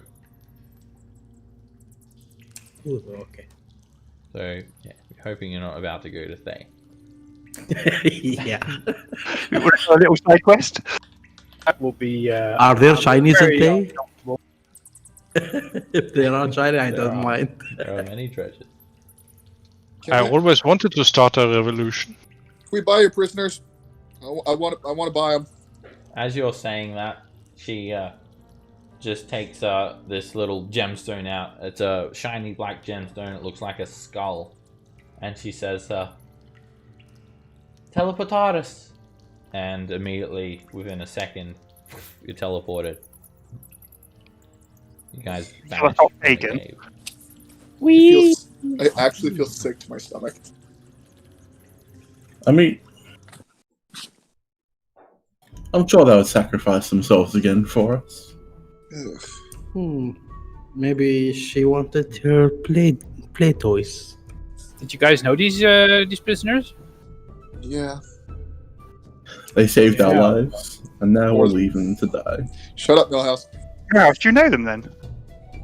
Yeah. Should have said something. We could have saved them. This is more important. Not sure. We'll come back for him if we have time. Yeah. Okay. And it doesn't look like they're going to live to that long. Might be a problem. Yep. You guys are, yeah. You're whisked away within an instant. And you appear in the jungle. In the middle of the jungle, all around you, there are trees, jungle canopy. The lion sleeps tonight. What was that, So, sorry? are we sure? This is the right place. sleeps tonight. Owen, Bowie. Do we get XP? You haven't had any encounter. So Where are we now? Where are you? Good question. You've got absolutely no idea. You're just in a jungle somewhere. Maybe someone can climb a tree. Are we standing on a teleportation circle? There is a glyph on the ground here, a small clearing. But when you look around you, you just see jungle terrain, pretty much in every single direction. It's lush jungle as well. Looks relatively untouched by humanoids, and there are colorful birds flying around. You can still feel that intense humidity of the jungle, but you can actually it's a little bit cooler here. So what do you guys do? Let's look for tracks and follow those. Millhouse suggests looking for tracks. Yeah. I think that's a good idea. Considering they're wizards, they should be pretty easy to track. I will look for traps as well. Depends. Whoever wants to look for tracks, make a survival check to search for tracks. Can I? Somebody? And I can try if you it's want. actually nighttime now as well. You just lose those last little few minutes of sunlight, and it's now nighttime. Which doesn't affect In that case, finding tracks I in am any way. definitely not doing the tracking. I can try. Anyone can do it. Everyone could do it if they want. There's no limit to how many people can search for tracks. I guess I would have Luck on big my side. disadvantage when We'll it's go for it then. You don't have I any th- disadvantage unless you have. I track my own footsteps. Walk around a tree. Ooh, I found tracks, and you just keep following your own. Morgoth says, I found a single set of tracks of a tiefling of Levistus. Alright, so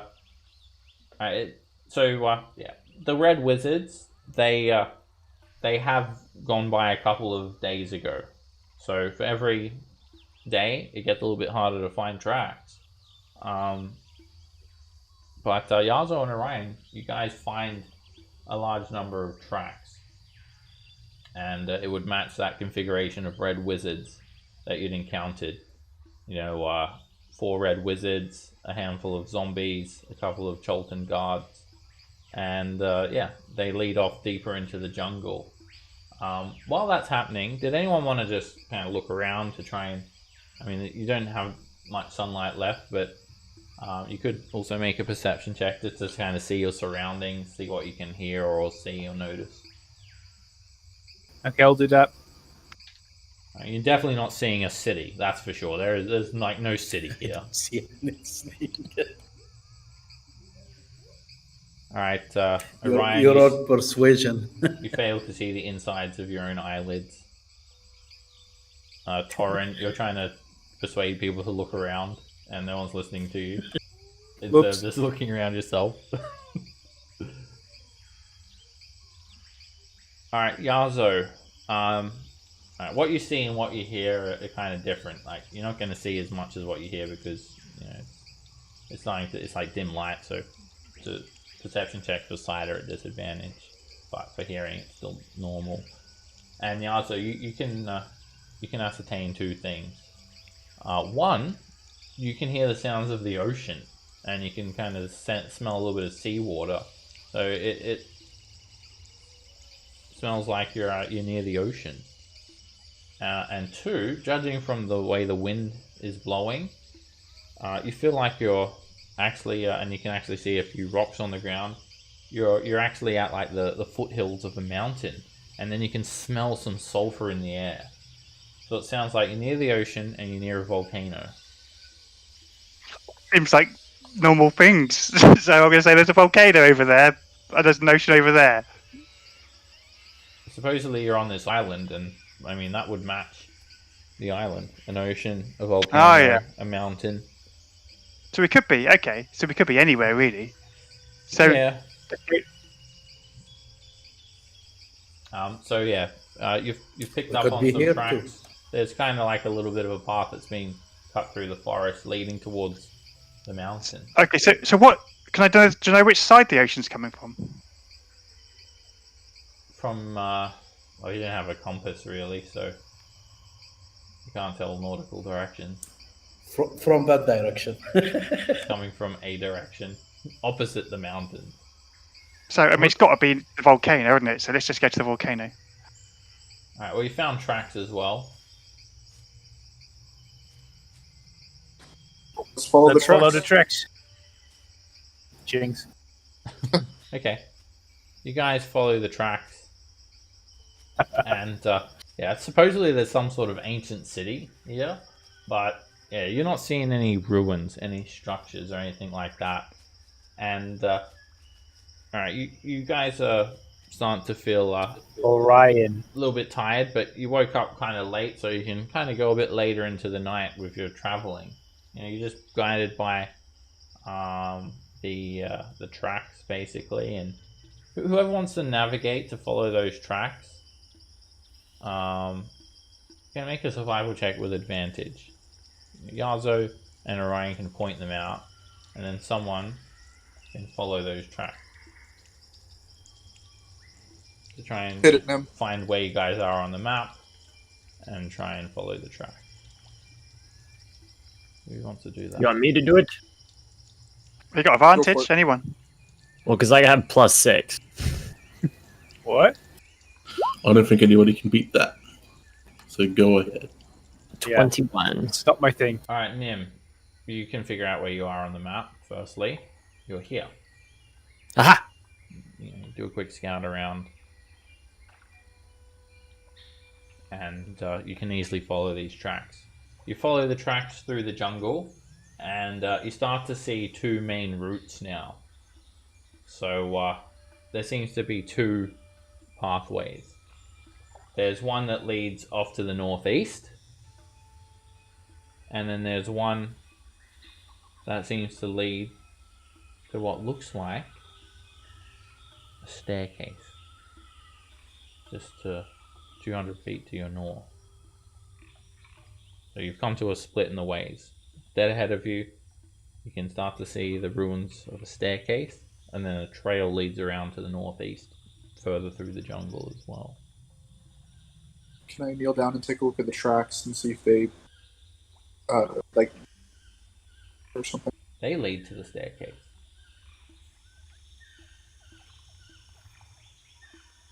So yeah, you're just seeing like it's dark. You're seeing a tangle of vines overhead, almost like an archway, a passage through the jungle, leading up ahead to a few ruins and a staircase, and then another small trail snaking through the jungle further to the northeast. So do you guys go straight or head around to the northeast? I guess the staircase, right? Follow the tracks. Yeah, because, well, we know it's the tracks are going to lead us to Fey Wizards. We can want to be more sneaky. Take the Do you want to be sneaky? Oh yeah. Because I can help with that. That will be great. How many people? Oh, just people within the thing. Okay, yeah. If we're gonna be sneaky, then I just cast Pass Without a Trace on everyone. Wait, Awesome. That's not gonna help. Why not? For stealth checks. We might That'll be help trouble. sneak. think he's trying to say that everyone sucks at stealthing. Alright. Okay. It's a +10. Alright. Yeah, Take it if you well, can. You guys can do a group it stealth makes check. makes my 4 to a 14. Hey, it's better than a 4. 14's not bad. Sorry, guys. Dang. Clank, clank, Go. clank. Why am going a wolfie?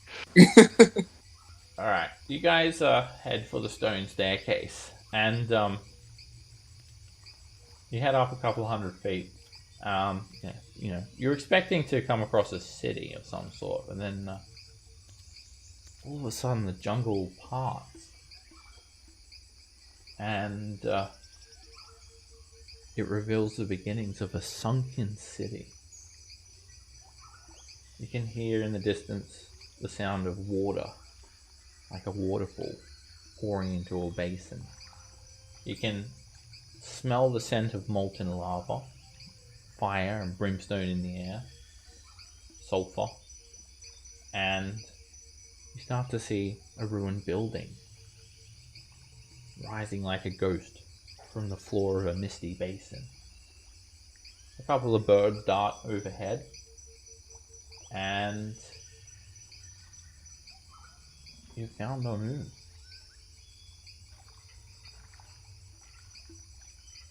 You're right on Well, that's track. good. It's got to be Omu. Now, Omu is like sunken into the jungle floor, so it's not actually. It wouldn't actually be visible until you're right up on it, because it seems to be, you know, down a set of stairs. So you've arrived at these stairs. Like a crater. Pretty much, yeah, like a crater. Alright, so this is the map that you guys will be using, and got Fog of War on, so as you move through, you'll discover more locations of this map. Now, these are the stairs, and up ahead, down the bottom of the stairs, you see a guardhouse standing near the entrance of the city. There are arrow slits cut into its limestone walls, and you see a lopsided iron portcullis hanging above the gateway, beyond which there seems to be a bit of a drop-off, a bit of a cliff over here.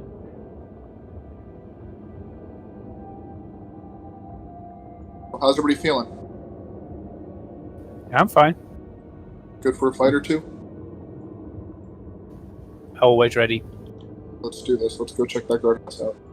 It's also, yeah, dark, so nighttime, so you're not seeing very far. You know, these are not like 5-foot squares by any means either. You can see, you can measure the map accurately. You know, from the stairs to the guardhouse, it's 250 feet. Let's continue to be moving stealthily to the guardhouse. Does this guardhouse seem like it's used? Alright, well, because it's like nighttime, you're kind of just like, there's just the tiniest little bit of dim moonlight, so you're basically just seeing the silhouette of it. Do you want to go up and investigate it? We need to pass it, right? I don't really want to investigate. I just wanted to see if I could see if it would be long abandoned or maybe in use. Alright, well, as you move down the stairs, you start to see cliffs rise up, enclosing this crater. And the cliffs are about 100 feet high. Other than that, there's no foreseeable way forward. The tops of the cliffs are just dotted with thick jungle terrain.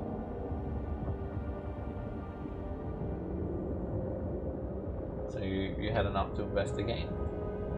Absolutely. Yep. Okay. Alright, those of you that move up, we'll start to see this limestone edifice, and there's like just holes in the wall.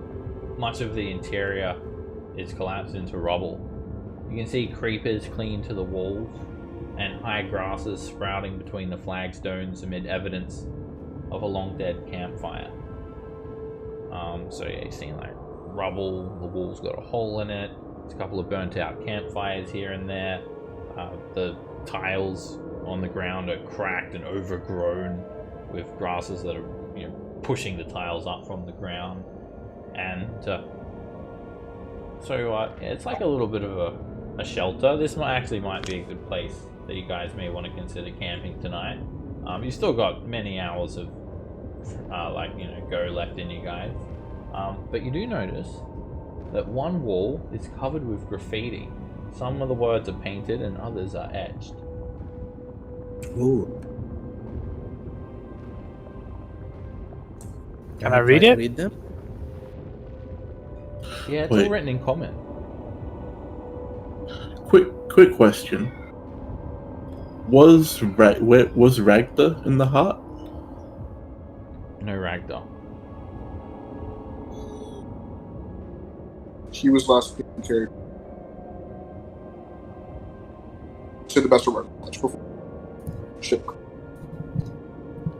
Okay, so you guys start to read this graffiti, and it's kind of a little bit puzzling as to what it says. I'll read it out to you guys, and I'll give you guys a handout for it too. So it says, "Fear the fangs of Razni. Eric, I've gone in search of the 9 shrines. Signed V. The puzzle cubes are the key. Beware the frog monster. Who is Unk?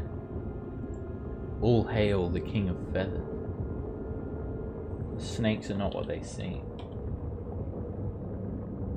Kubazan equals bravery. Shigambi equals wisdom. And Moa equals question mark.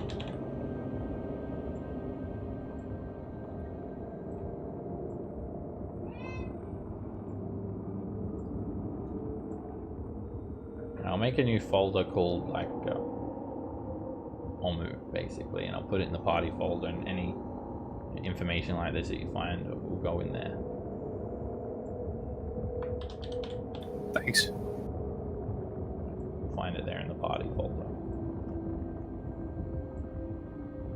So this adventurers us that have found.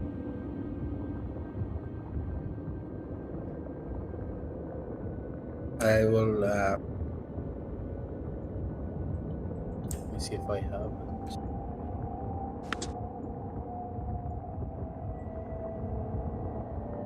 Strange bunch of sentences. As you guys are investigating this,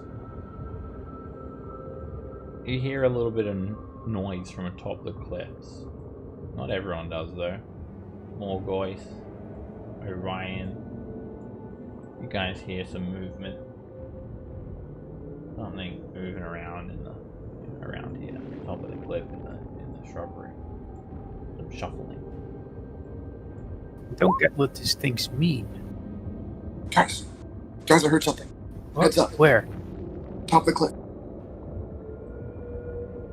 I ready my crossbow.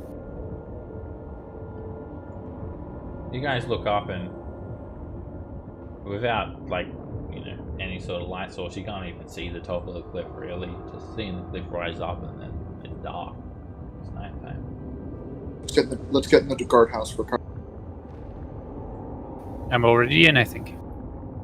Is there a doorway? Wait, is the graffiti inside or outside? There's a portcullis that will be used to access the guardhouse. It's rusted shut, so crisscross gate. But then there's just like a hole in the wall that you can just walk through. It's a ruin. One side. I thought the graffiti is not on the inside; it's on the outside. The graffiti's on the inside. So inside there's ruins. It's overgrown. There's a couple of campfires. There's graffiti on the inside wall. Right. So if I'm reading it, I'm already inside, right? Yeah. The walls are the hole in the wall's like facing the stairs. Some of these words are painted in ink, and then others are etched, like someone's carved them with a dagger. Is it important to know which ones are engraved and which ones are painted? Do they look like older or younger? They there's different handwriting, so some of them, it doesn't matter which ones are which, but it looks like this is like some information that people have been adding to, basically. Right. People have been definitely using this as a base, and have been obviously investigating the city and making some discoveries, noting them here on the wall. Does anyone want to add anything to it? Some graffiti? Orion was Once we here. find out more. Something like that. 1492 No. VR. Orion Patrol too. Just like right over it all. Orion was here.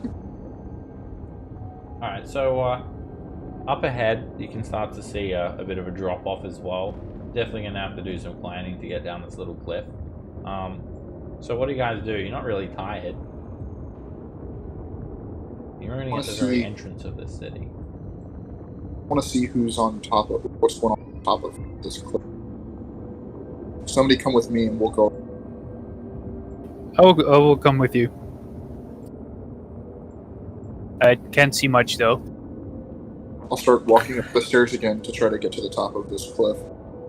I'll grab a pen and the paper and start writing the graffiti in it and the paper. Just to have them as a note. Sure. You write them down with your newly found cartographer's tool. Alright, you guys double back up the staircase and you start to head through the jungle terrain to where you heard that noise. Is everyone going? Yeah. Alright, give me another group stealth check.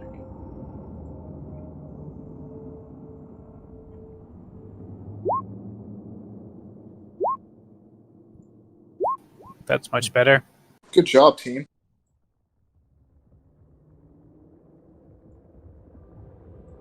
And if it hasn't been an hour, we still have the +10. Yeah, that's still up. It's only been about 10 minutes. Okay.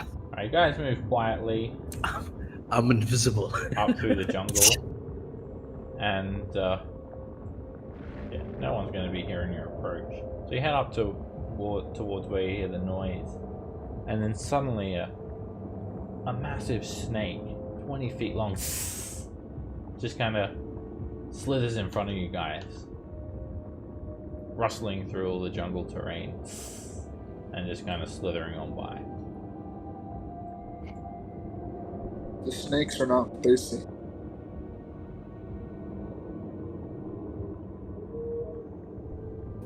Yeah, let's just leave it be. Are you actually a person?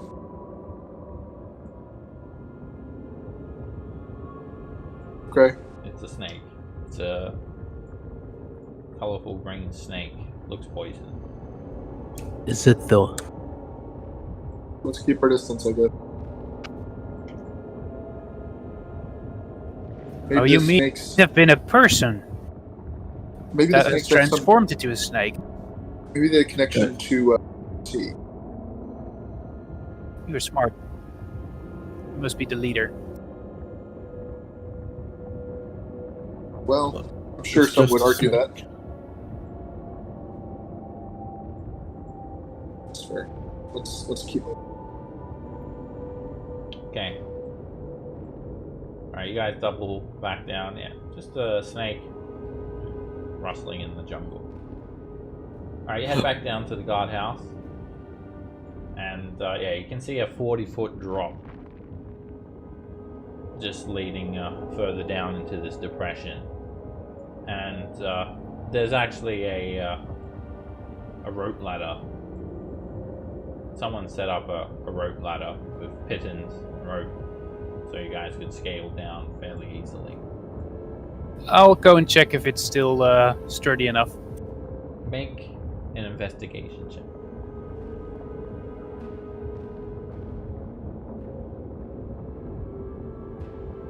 Alright, you go over and kind of grab it and tug at it, and it seems to be secure. You feel like you probably want to go one at a time. I think it's safe to go down one at a time, though. I will aside as people go down the ladder, watching to see if anybody falls and help them down. Alright, so you guys can make your way down the ladder. You don't need any sort of ability check. It's just a ladder. You climb down. It's on an angle too, so it's easy and safe. And you guys head down to the bottom of the cliff, where you can start to see some more ruins, some more buildings. Before we go any further, let's take a 10-minute break. When we get back, we'll delve deeper into Wamu. See you guys back This is soon. exciting. Yeah, it's a Thanks. big milestone. You've hit the next chapter now, chapter 3. Ooh. I'm still sick to my stomach. This. It's so bad.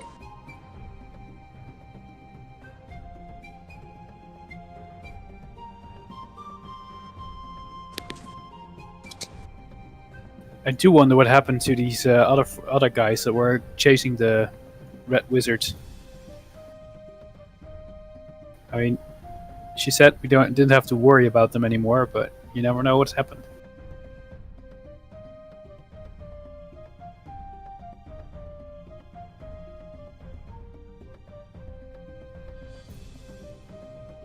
I think we can expect some. We know that a lot of undead dude. Your connection is not really strong. You keep falling away. Oh, I'm sorry. Let me fix that. Give me a sec.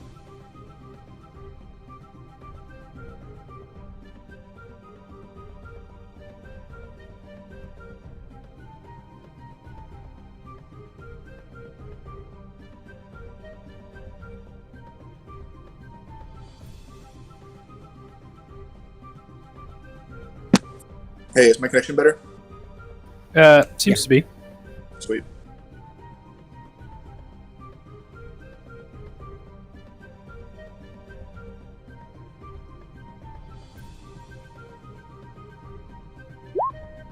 I'm gonna have a bathroom break. Be back soon.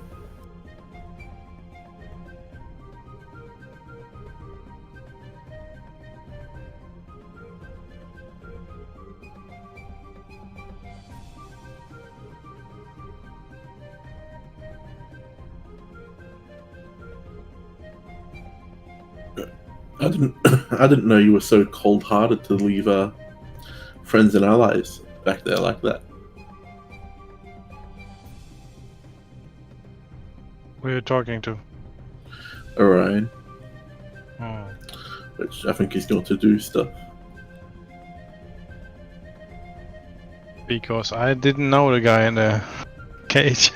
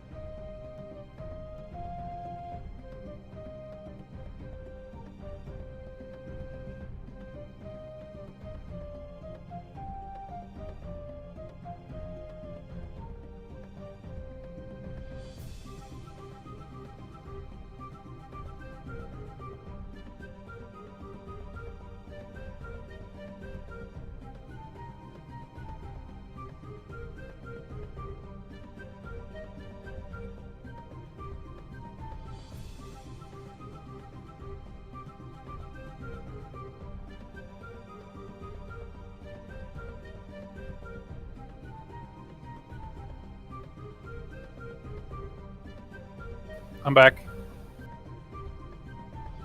Welcome back. Thank you.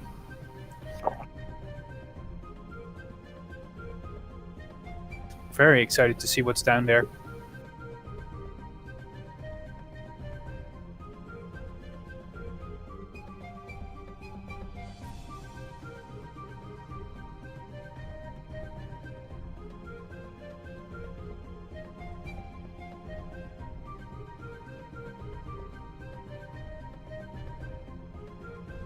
So plot-wise, does anybody know if Tomb of Annihilation comes before Tyranny of Dragons? Nope. No idea. No idea.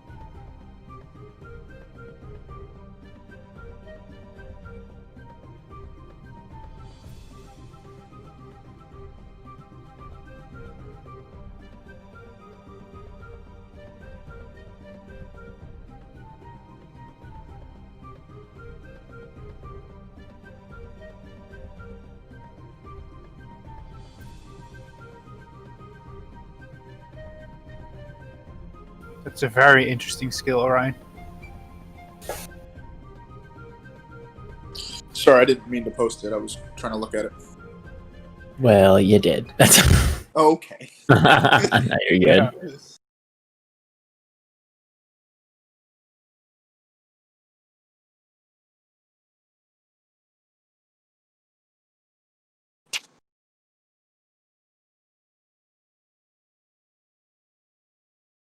5,000 XP away from level 7.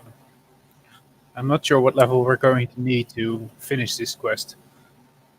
Seems like level 6 is not high enough. Maybe level 11.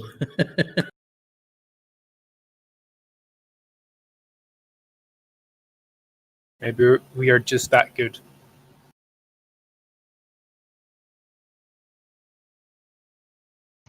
At falling from high places, yes.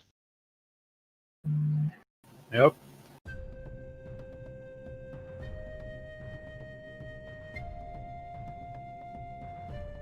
So Kilerk, I'm not sure if I'm saying that correctly. Where are you from? I'm from United Arab Emirates. Oh, right. How's everyone doing? We're just chatting. Yeah. Back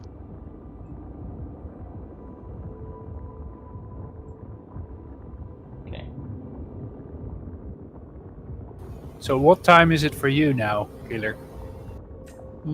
It's 2:15 a.m. Oh, gee. It's nice and early. Okay, so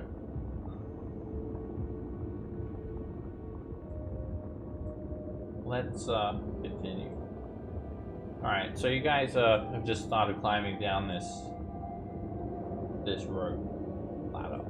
And now that like the cliffs they're a good 150 feet overhead. As you're climbing down, you notice on this side of the cliff, Orion, a vine-draped gargoyle perching on the cliff top. It's staring down at the ruined city. It has the face of a devil, with its mouth agape and a silent scream.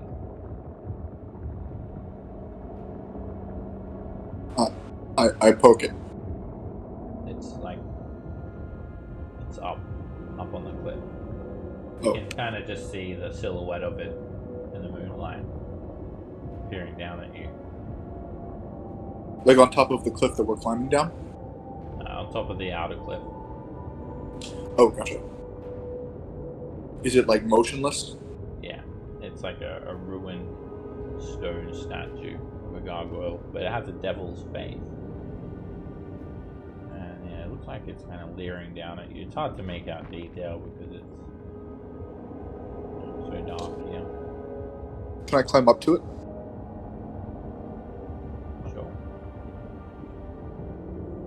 Alright, yeah, you can scale these cliffs. It's about 150 feet up. While you're doing that, what's everyone else doing? Well, climbing down, I think. Then we had someone at the top that was watching as we were all going down, if I remember correctly, as well. Me. Trying to see around, see if anything blinks for a shiny.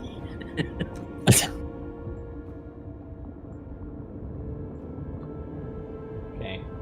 As you're... yeah, you guys can head down. You can see a few more ruins. Like these buildings, however, they're not intact. The roofs are caved in, walls are crumbled, vines have burst through the sides of the walls. They're almost sunken into the ground, and they're just hollow husks of what they once were. You can smell some smoke. It smells like there's like fire, not like a fire, but there's definitely this, you know, this volcanic ash in the air. This is what the face of the gargoyle kind of looks like. You guys could imagine a green devil's face like this. Gorgeous. So, it's just a gargoyle. So Ryan's climbing up and everyone else is just hanging out either on this upper plateau or further down. I'm down there. I'm going over to Orion and watching him. In case he falls. Okay. You managed to scale the cliffs quite easily, Orion, and you're about 100 feet up, so you still got 50 feet to go. All of a sudden, the gargoyle, it comes to life. And it just leaps off its perch and swoops down to attack. I think we can stay on this map for this battle. I mean, it's going to be a little bit abstracted, so don't worry about 5-foot squares too much. You can use a bit of theater of the mind. But yeah, a gargoyle is just swooped down to try and attack you, Orion, and you're 100 feet above the ground. Keep in mind that it is dark, so you guys can't actually really make it out properly. So any attack on it will be, we'll just say it's disadvantage, because you can't, it's unseen, basically.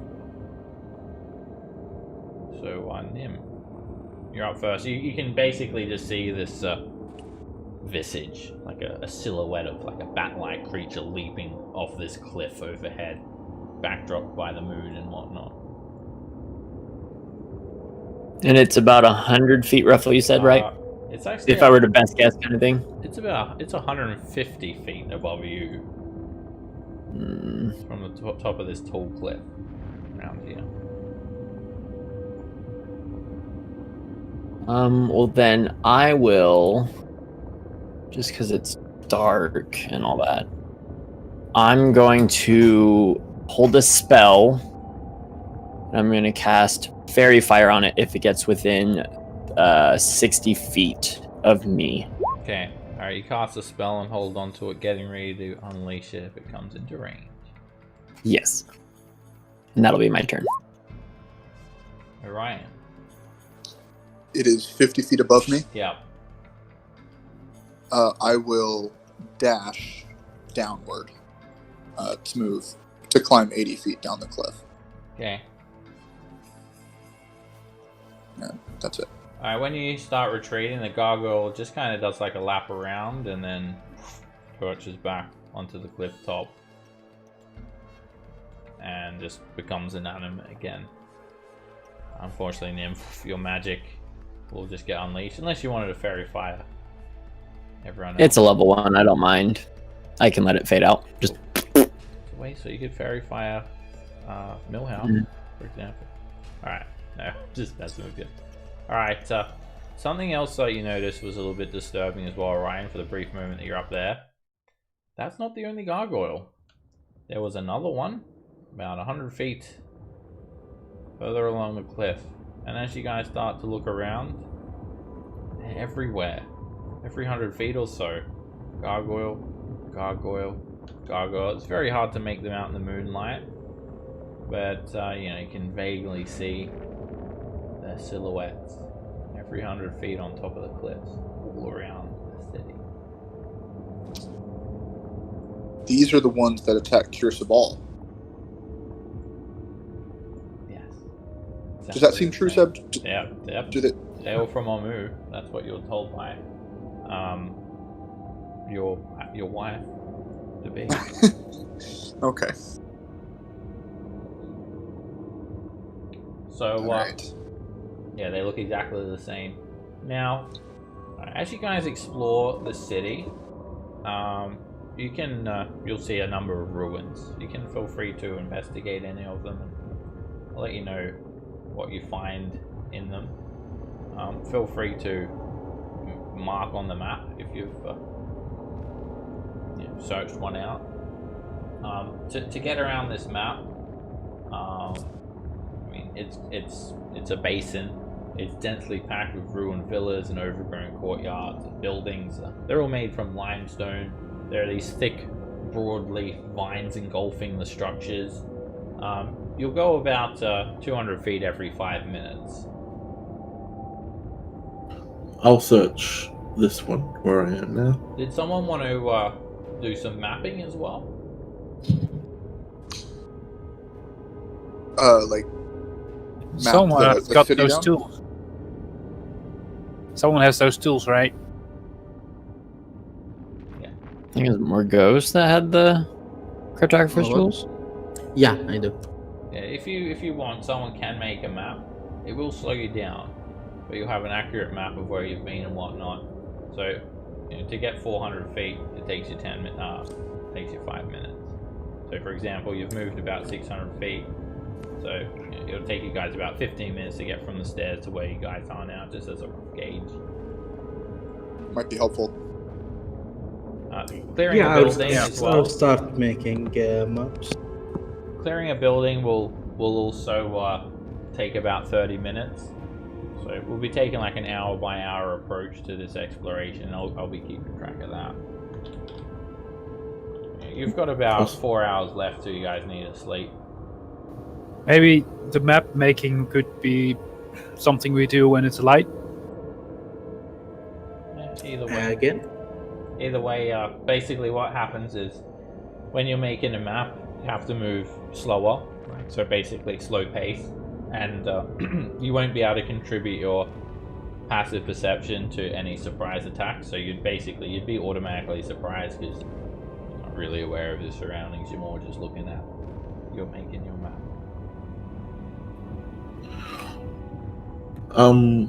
Sure. I'll have my lantern of revealing out as I'm searching through the ruins as well. Okay.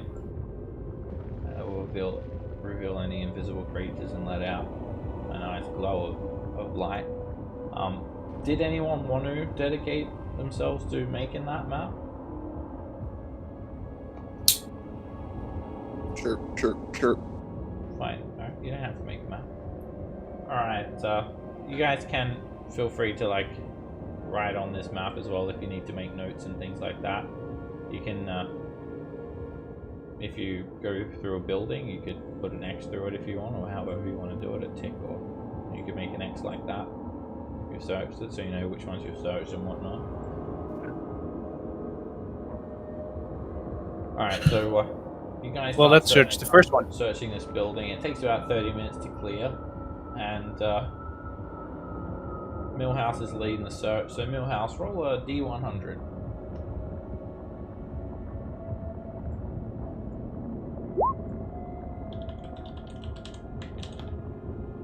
Alright, you investigate the building.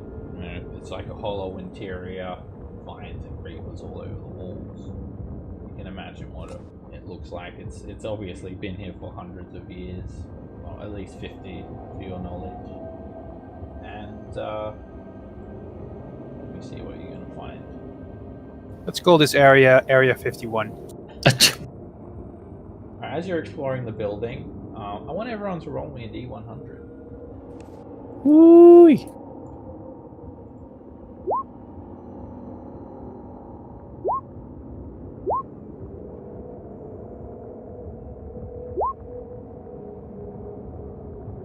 Should I roll 2 or Yeah, just throwing? everyone can roll.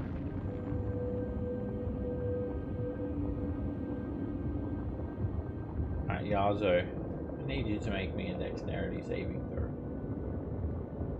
Me?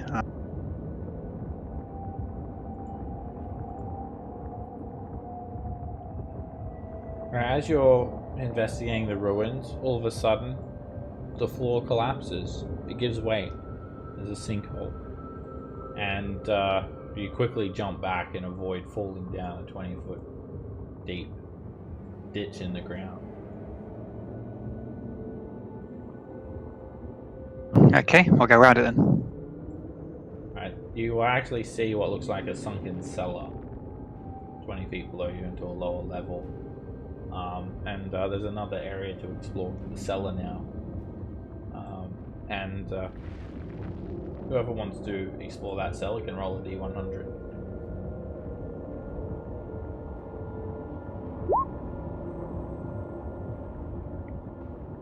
Alright, looks like Garrick was in there first. And you search around this cellar and there's nothing of value. You can see some very old looking wooden shelves, overgrown, and whatever was kept down here is just molded away. It's become waterlogged, nothing of value. Alright, so nothing of value in that building.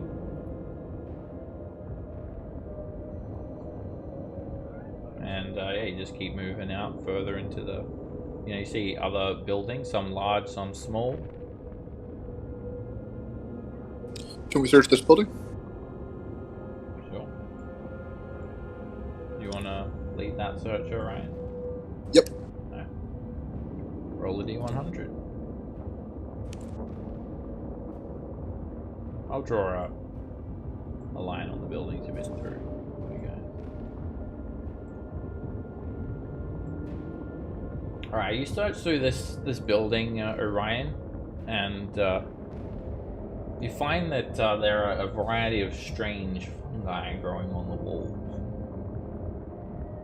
And yeah, they're like jutting out, like shell funguses jutting out of the walls, other small cup mushrooms sprouting up out of the ground, and lines of mushroom, like almost like veins of some giant fungal creature lining the walls. And make a perception check, Orion.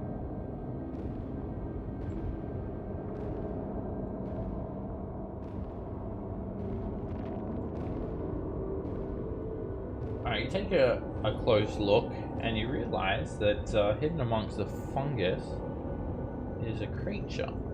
It looks like a little fungus creature. And it's staying dead still. It's trying to blend in with the surrounding fungus. It's like a humanoid shape.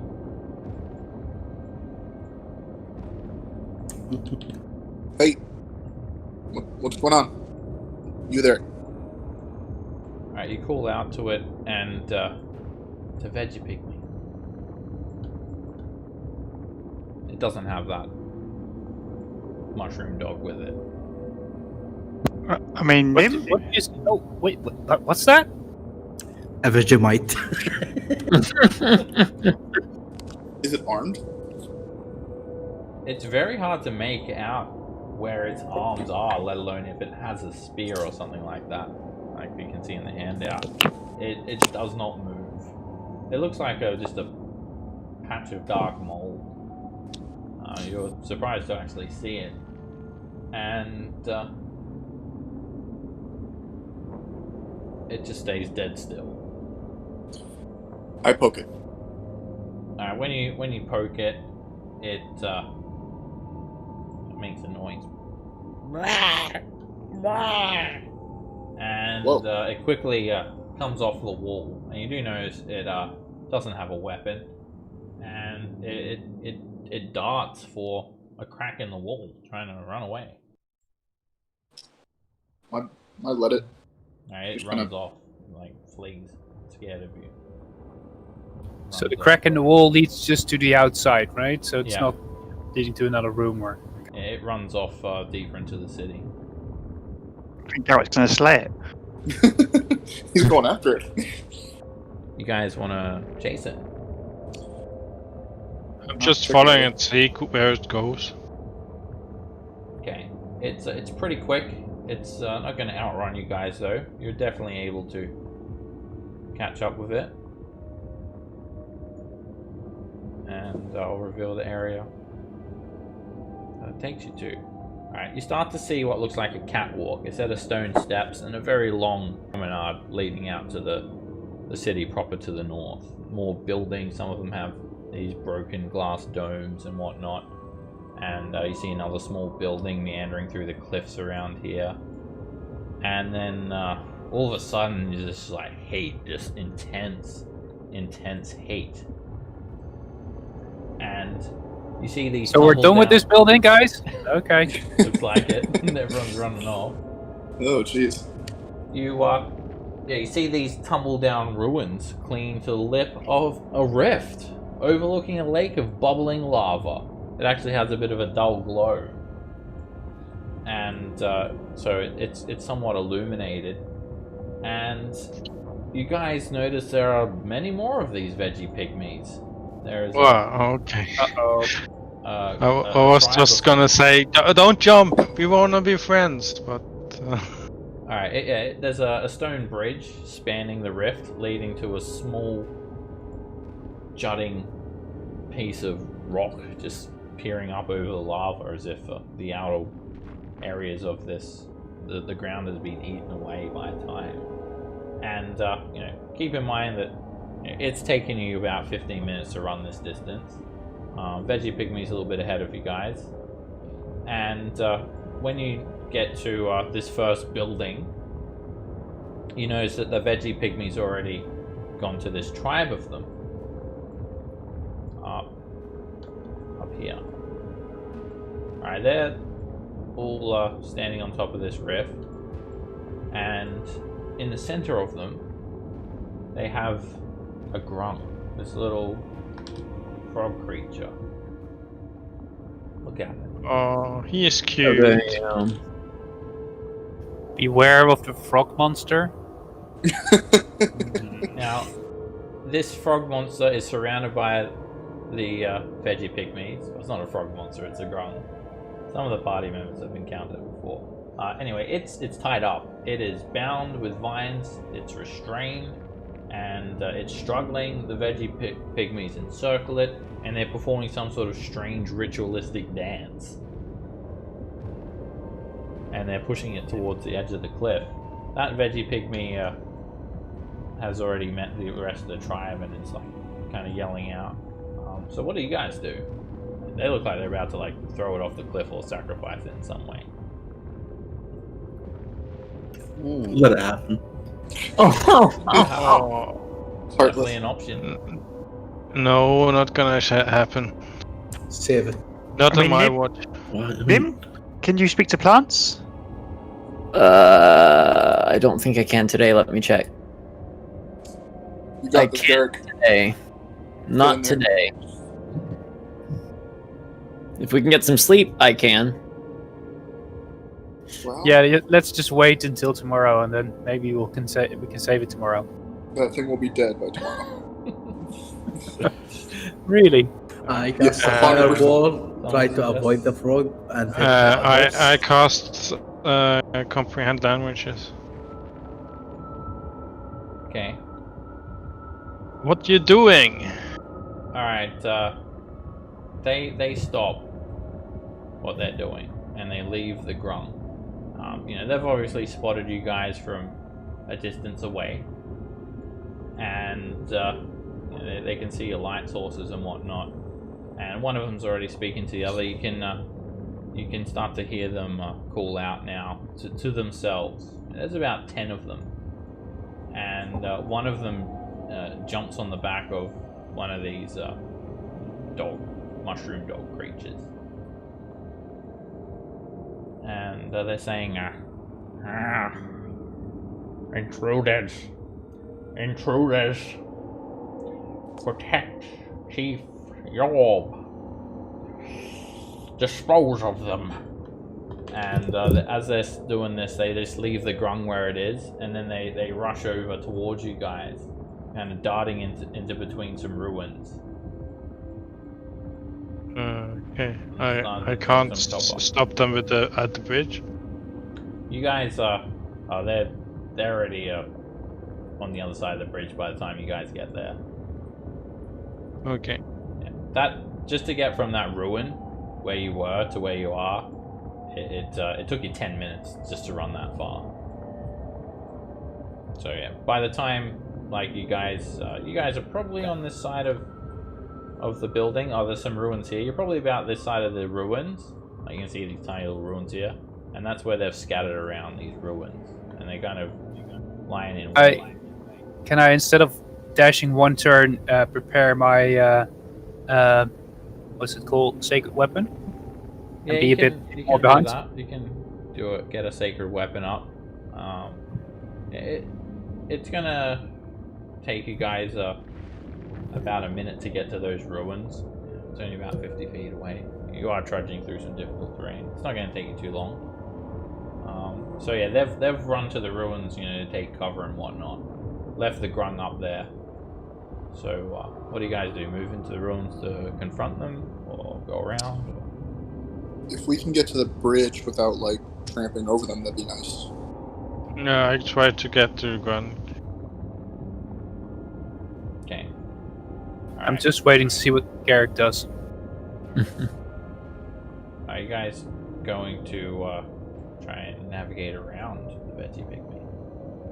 I just take the shortest road to the bridge. So if there's any veggie pygmy in the way, I walk all over them. Okay. Alright, you head up. You know that they're hiding around near some ruins nearby. And yeah, there's a couple of cracks in the ruins. Why don't I just move on to the map? Paint a better picture for you guys. Before I do that, I need to actually turn off the lights.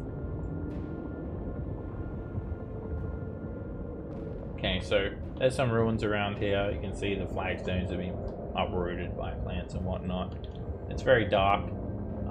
The veggie pygmies in some ruins about 50 feet to the south of you guys. You can feel the intense heat coming from the lava over in this direction. And can someone help me out with some light, maybe? yeah, I'll just check everyone's light sources. So who needs light? I'm good. I can cast light too. Right, yeah, I mean, I presume you have these light sources on you already. I just haven't set them up yet. I could use a torch too, but if someone has a cantrip, then it would be better. Yeah, I have the cantrip too. Alright, so Torin, you're having light cast on you by Morgoith. And Garrick, you want light on yourself? No, I was gonna. Someone else? Does anyone else need light? Yeah. If anyone needed light earlier, I would have casted it. I think everyone else has got dark vision. I got dark vision. Alright, Why everyone do can I see. not have dark vision? That's a better question. I have got no idea. You're not dragon enough. I guess You have to ask Nim. The new Dragonborn Nim has it. have dark vision. Yeah, you guys Nim can has see dark vision. a little bit of a glow from the lava as well, so that's illuminated to the east. You'll see it on this map. Alright, we're not in initiative or anything because you haven't engaged these veggie pygmies. You're gonna have to go through these ruins to the south to Get to the bridge. and that's where the veggie pygmies have hidden out. Alright, Garrick, you start to move up, and you can see a small crack in the building walls here. The walls are about 10 feet high, and it's just an absolute ruin. And all these veggie pygmies are lying in wait here. And when you get into the crack in the wall, they start hurling rocks at you. I'll roll initiative. Did anyone want to move up a little bit more first? I'll move up to here. I'm gonna hold up the rear. Millhouse? Wait, I need Doggo. Where is he?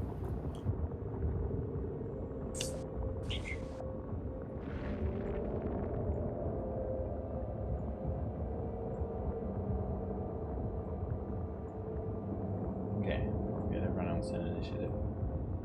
Alright, yeah, they've got these vines in their hands like slings, and they're just getting ready to lob rocks at you, Garrick. Alright, so there's only this is the ruined wall here. There's only one small gap in the wall over where Garrick is standing. Ryan, you're up first. Can you ping the direction of where the bridge would be if we have any idea? Southeast. Southeast. Yeah, about 100 feet southeast. Alright. Is this wall ruined enough that I could push on it and close this little gap? Maybe you want to push the wall over. Yeah, if I could cut off with some ruined pieces of wall, this little gap, that'd be great. You want to try and... I will hold them. You get the prisoners. Okay, sounds good. You're not seeing how you could collapse the wall in, really. If it falls over, it's just going to expose more of the wall, basically. Gotcha. Then I will move here, looking for the bridge. Yeah. And is that this? It's further down. It's about 100 or so feet southeast of this map. Okay. Yeah, about another 100 feet to the southeast and eastward. I guess we're fighting then. I will. As you come around the corner, you can start to see this veggie pygmy ducked behind a ruined wall. It's on the back of one of these large mold dogs. That's my movement, so I will rage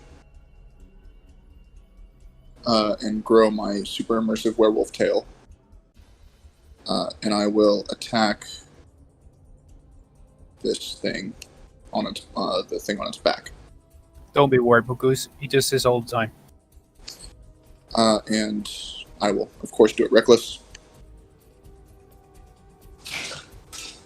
Who are you attacking? The veggie pygmy or the thorny? The veggie pygmy on the creature's back, yeah. Alright, that hits. You whip your tail into it and just rip off a big chunk of mold. I'll do it again. And you whip into it again. It's just like cutting into a weird moldy mushroom. except its wounds are regenerating. They're kind of closing back over as you're opening them up. And I'll yell out, "There's a bunch over here!" Whip it good. Alright, they start to kind of yap at you guys, and one of them just lets a sling bullet loose at you, Garrick. What are they saying? They're just saying, like, they're not even saying anything, they're just making that noise. And Okay. it's gonna send a little rock your way, Garrick. And Yes. wait, what's your AC? 20 or 18? Yeah, I have the armor on. Okay. Splint and oh yeah, you got a sword and board. Okay. You hold up your shield. The rock just bounces off the shield, and then the veggie pygmy runs around the corner. They look a little bit scared of you guys.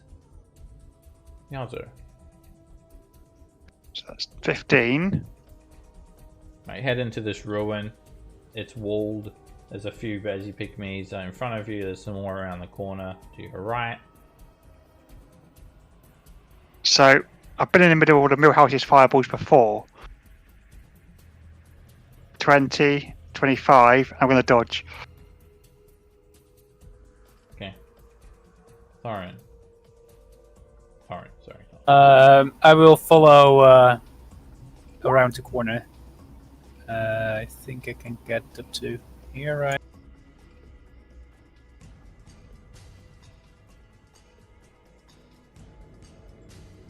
Now you move around the corner, and just over the other side of this ruined wall is a veggie pygmy on the top of this giant thorny dog. Yeah, I'll hold out my sword and I'll ready an attack for if they get closer. Because, or I would, no, I'll just move in and not attack. Get in front of it. Okay.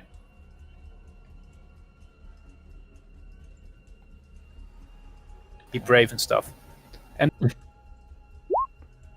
Millhouse. Alright.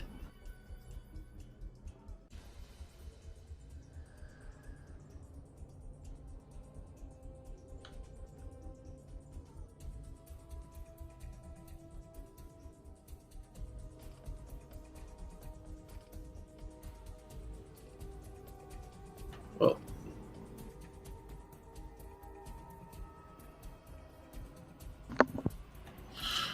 can't see anything, so I'll Over the other dash. side of a wall. I'll dash.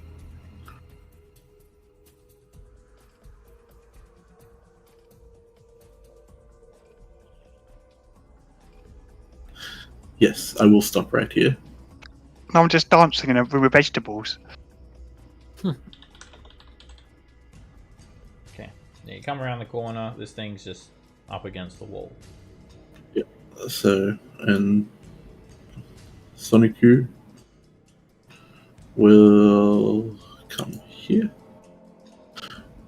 And I don't think he can reach the one, so he's just going to attack the mount. Okay.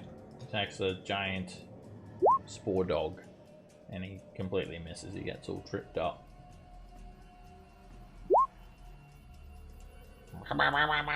You hear the yapping of these veggie pygmies, these symbiotic-like creatures. This one comes around the corner, and it's gonna just they got little vine slings. Try and hit Yazo, disadvantage, and completely misses. Then moves back. Another one does the same thing, using like a hit and run tactic. Sling bullet at Yazo, and miss. Runs back. Nim. I am going to move up my speed. Whoop, that's my move. 5 to there. And I'm going to hold the dodge action just in case anything swipes at me. Okay. And that'll be my turn. Here comes another veggie pygmy around the corner. And very feebly tries to hit Garrick with a sling bullet. It misses. The rock just bounces off your shield, Garrick. It literally like they're just throwing rocks at you. That's a miss. This one is going to throw a rock at Garrick. And, ow! It hits you for 3 bludgeoning damage. Boops you on the face. And then it quickly runs back, trying to take some cover behind the wall. Alright, this giant moss dog, I guess you could call it. It literally looks like it's just comprised of moss and mushrooms.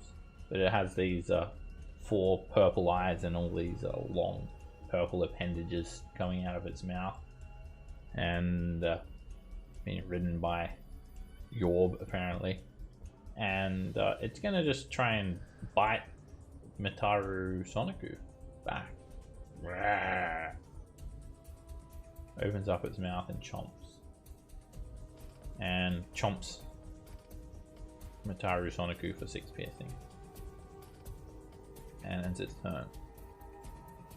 Another veggie pygmy is going to rush up and jump on Mitaru Soniku and try to claw at it. Misses. Another veggie pygmy does the same thing. Runs in to try and claw at Sonic. And he's hit for 5 slashing damage. Tearing into his metallic flesh. Here comes a sling bullet at Yazo. A rock.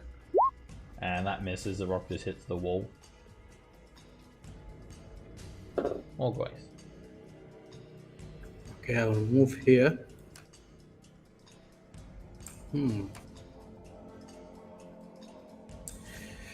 I will.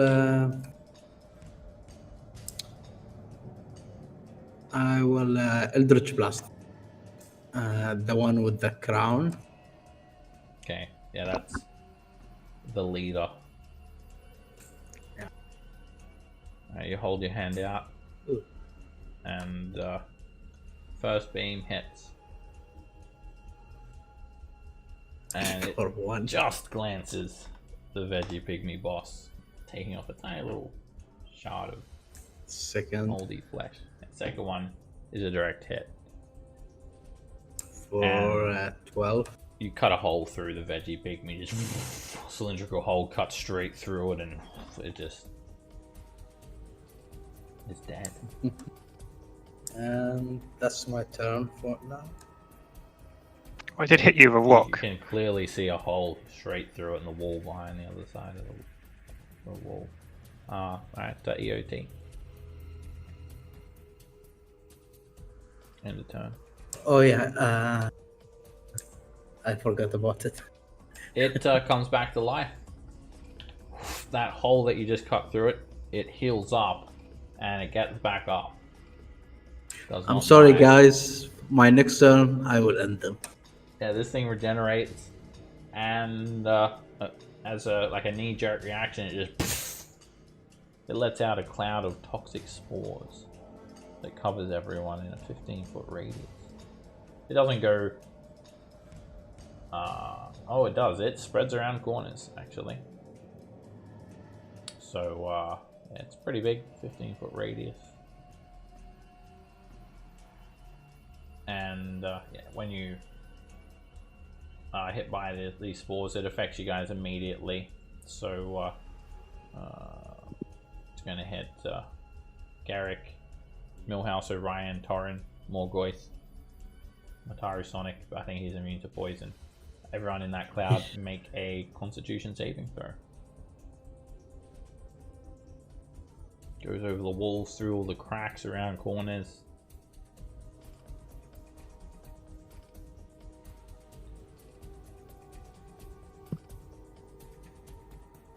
And Garrick as well. I don't think it's affected anyone so far. It doesn't affect you guys. These spores, they roll over you, and that's it. It doesn't do anything to anyone. Mwah, it says, and you translate to "ah shit." Literally. It doesn't do anything. All right, Garrick. They don't linger, these spores either. They go away now. Where did I go? Left or right? The ones that have been throwing rocks at you, they've gone to your right, like over here in this direction.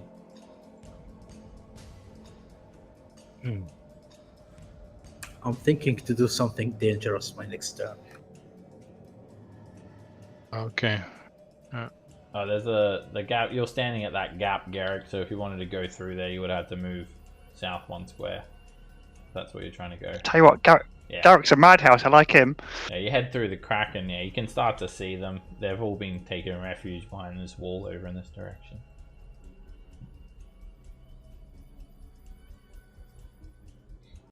Well, I You guys Whisper. are ruining my plan. and strike along my blade, and the green flame starts running along my blade and hit the one north for me. And it's a miss. Probably miss. Yeah, you end up striking the wall. Okay. Well, Alright, at the start of this round, something else happened. So you saw these veggie pygmies sacrificing this grung to the rift. They must believe it has some sort of religious presence. There must be some sort of god that they're sacrificing it to.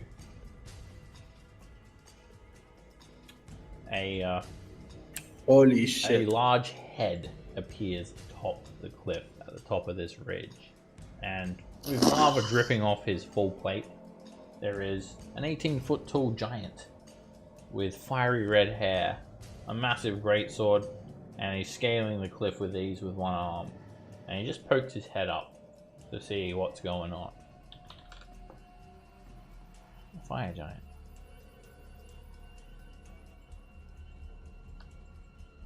And he looks pissed. He's pissed at the veggie pygmies, right? You'll have to ask him Yep, sure. what's on his mind. Orion, you're up.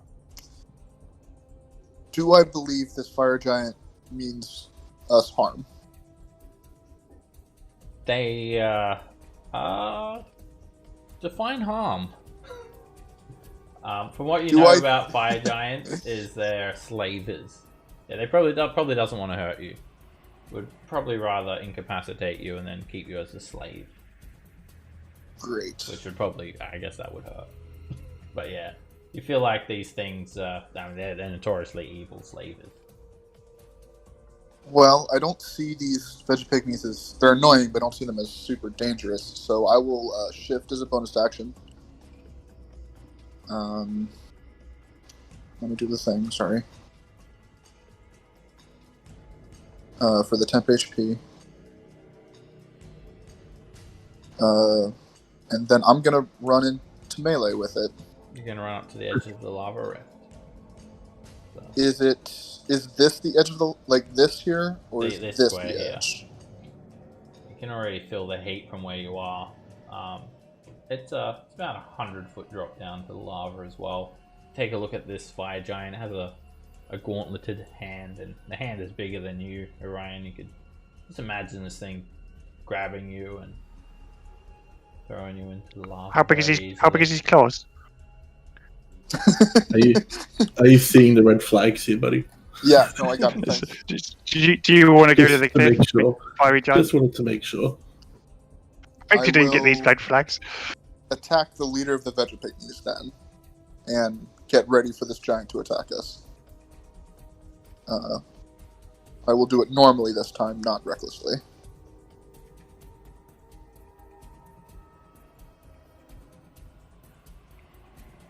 That hits. And you just hack him into pieces again. And he's kind of just ripped Right. apart. And the next attack will go to the dog. That hits. You slash into it. You can start to see its injuries close up again. And I'll start yelling, "Fire giant, fire giant!" And I'll get ready for it.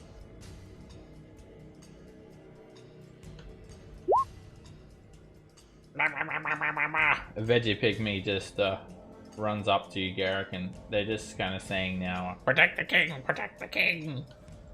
And tries to jump on you. Has these like sharp claws that try and slash you with. Miss. Yazo. Okay, so give the fire giant the bird, and I'll.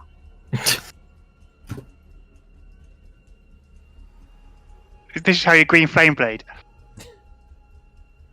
Which one are you attacking? It's too late. This one. It's Okay. because the inspiration, but it's too Okay. late to reload it.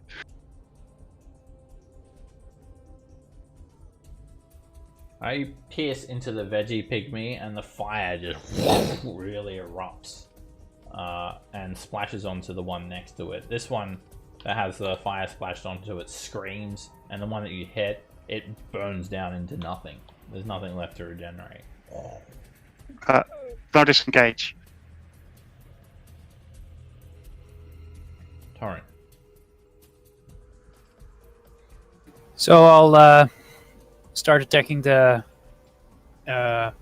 beast, the mount, with my sacred weapon. Hit. Hack into it with ease. 10 points of damage, rip straight through this mushroom dog. And for my second attack, I do the same, but I want to smite as well.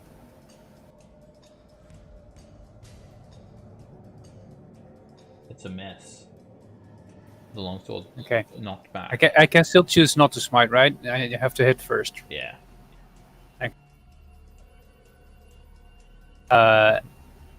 I think I saw that I do have a bonus action spell, so it casts Shield of Fate. On yourself? Yep. Okay. Got a nice little golden shield with... Is it Torm you got? Torm? Torm's symbol is shimmering on the little shield that's orbiting you. Right. Cool. And Millhouse. All right. Well, I don't want to be at disadvantage, so take When a you step move back. away, tries to bite. And it chomps you for 6 piercing damage. Spikes you. And I'm gonna throw a firebolt at you. Okay. Yeah, they were calling this guy Yorb from what Garrick made out, like a king or something. Did I hit? And you just... Smoke comes out of your finger. Your finger coughs, actually. Well, And nice. Sonic will attack the mount again. And it slams into it, knocks it over, and like rips a hole through it. But all these tendrils are starting to attach back together, and it's rebuilding itself. Yo, attack it again. Well, I don't want to be in range for when Yorb gets back up.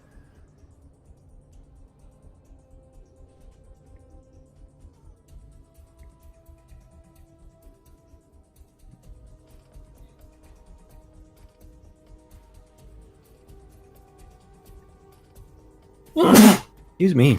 Bless you. Thank you. Alright, another veggie pygmy rushes forward. Protect the king! He's using fire! Get him! And tries to claw you, Yazo. Yes. Nim. They don't like fire. I am going to 5, 10, 15, 20, 25.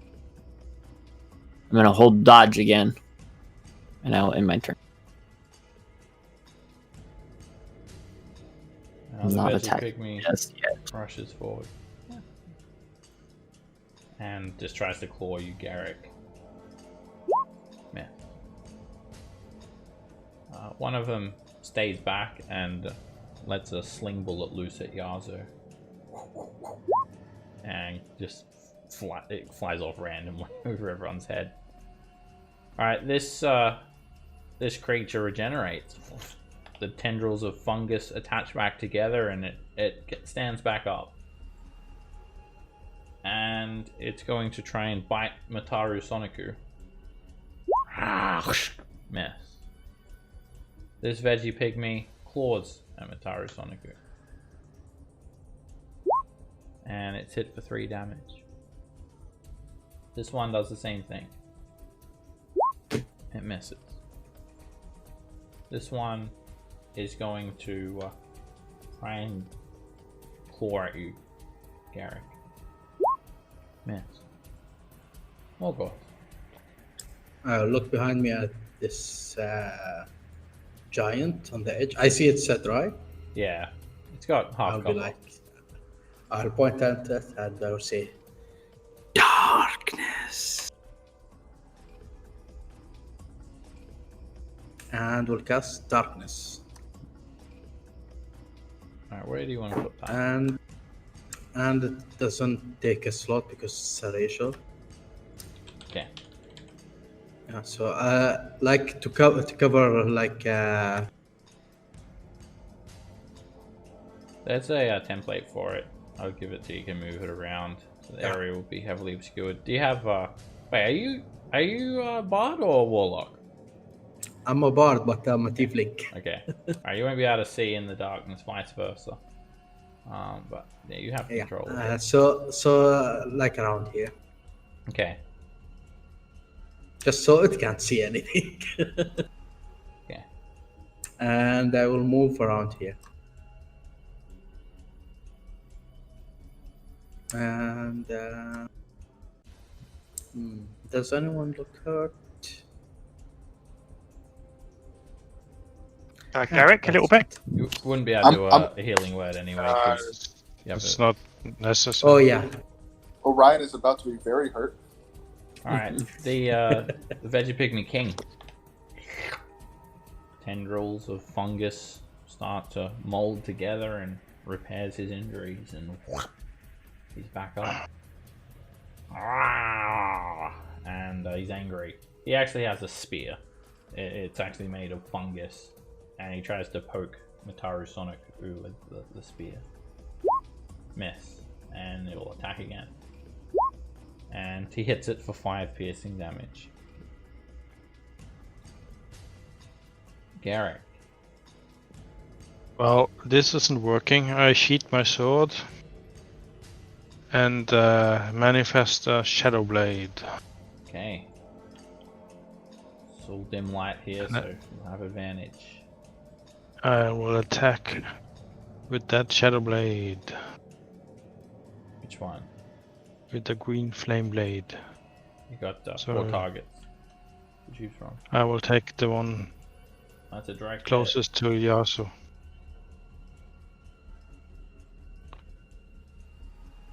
And it just explodes in fire. It's dead. Yeah, well, it gets 2d. And which other one do you want to burn? Next one in line. Alrighty. The psychic energy just kind of pops their eyes, and the fire damage just burns them away. And yeah, the other veggie pygmy is just incinerated.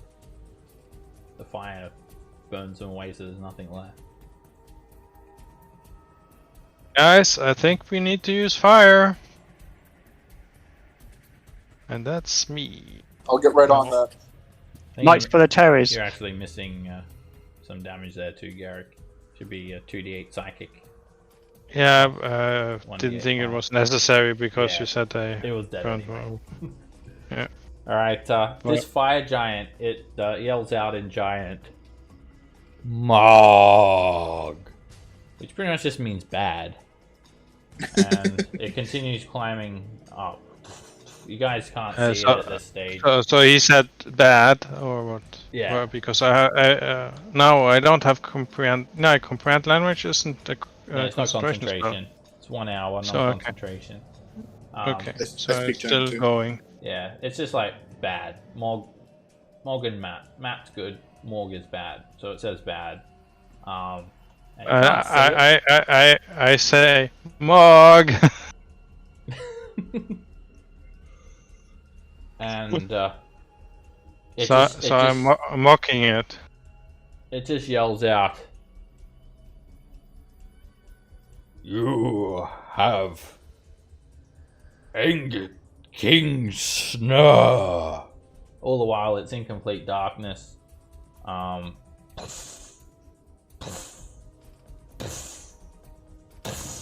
It marches forward, and this 16, 17 foot tall giant in full plate towers over Millhouse and Orion.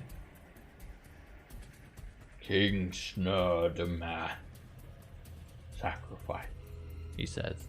And he reaches down with his massive gauntleted hand to try and snatch up Millhouse. Millhouse, make an athletics or an acrobatics check. Just a moment. I want to check something before. I'll say hell no to her. Alrighty. He looks a little bit upset by that. And you can roll a... hell to the no. You can roll that inspiration. He'll take it off his athletics checks. So, yeah, athletics or acrobatics for you, Millhouse. Your choice. It's a grapple. If I wanted to use DM inspiration, would I have to use it before or after the roll? Before, because it's advantage. So you roll twice. I'll use it. I don't want to be thrown in lava.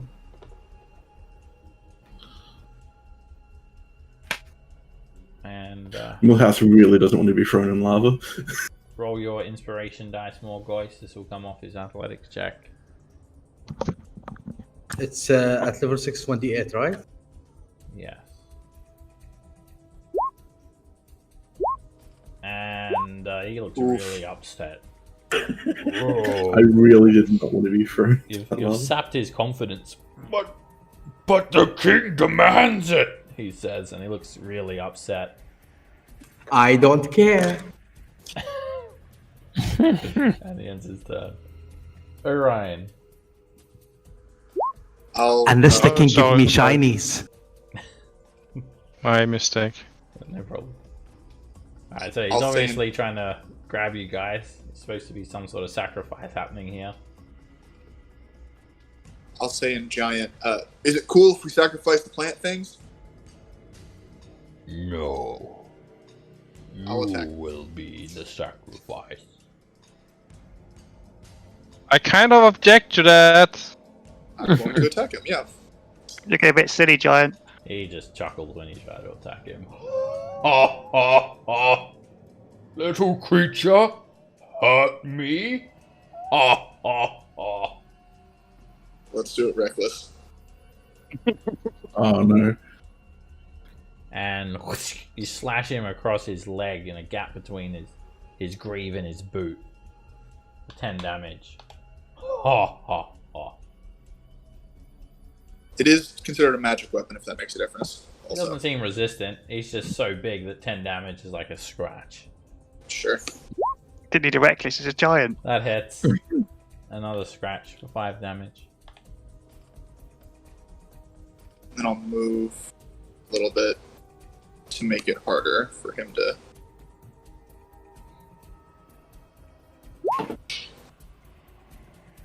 Alright, this veggie pygmy screams at you, Garrick, and tries to claw at you.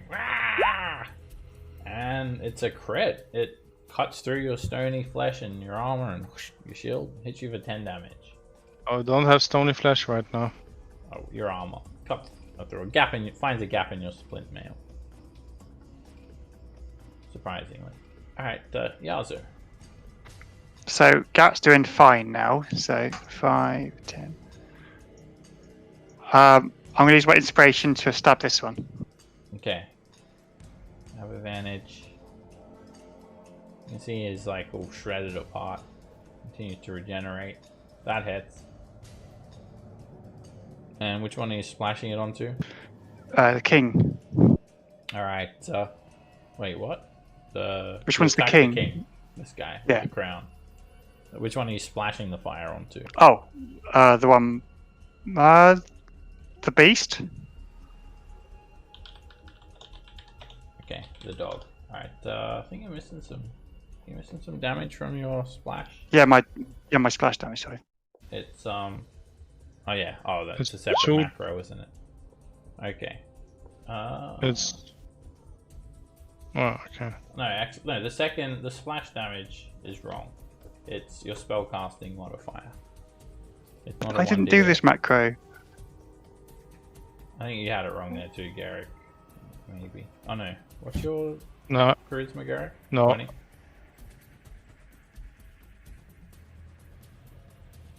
That's where is my. I think your splash damage is 1d8 plus mod, but it's supposed to just be. Oh no. At 5th level, it's 1d8 plus mod. Yeah. So you're actually you're missing your mod there, Yazo, from your splash damage. Okay, I'll add it. What's your intelligence modifier? My intelligence. Yeah, it's Plus 2. Yeah, in green flame blade would be a oh no, for a rogue. Yeah, it's intelligence for arcane trickster. So yeah, it's you're missing 2 damage there, so it should be 8. Anyway, they're both dead. The fire just annihilates both of them, burns them away, so they won't regenerate. I'll fix up that macro for you if you want. I done it. It's cool. Okay. Oh yeah, they're both burnt away.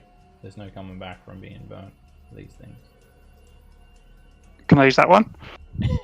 It's already dead. Disengage. And hide one all. Torrin. So I'm looking up something. My sacred weapon, is that... Is it what, sorry? If it's a concentration thing, I don't think so, right? Sacred Because it's weapon, no. part of it's channel divinity, so I can do a series at the same time. Your shield of faith is a concentration, so that would go Right, down. that is. Well, then I'll...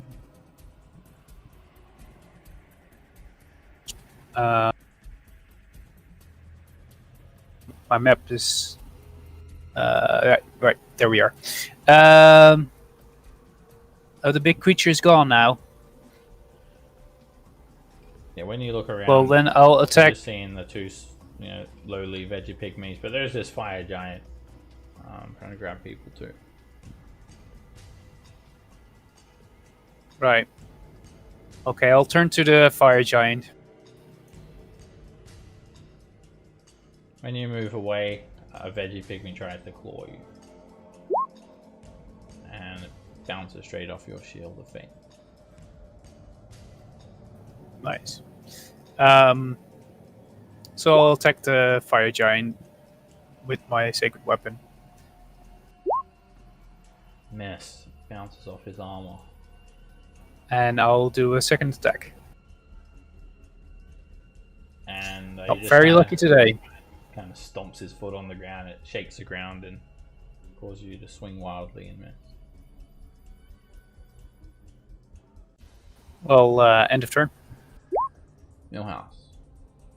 Alright. So I'm going to attack it. That hits, and I start hacking into the giant's foot. That's about all you can reach. And he finds that hilarious. Ah, ah, ah. So you want to fight? And, you actually, like, hack straight into his big toe.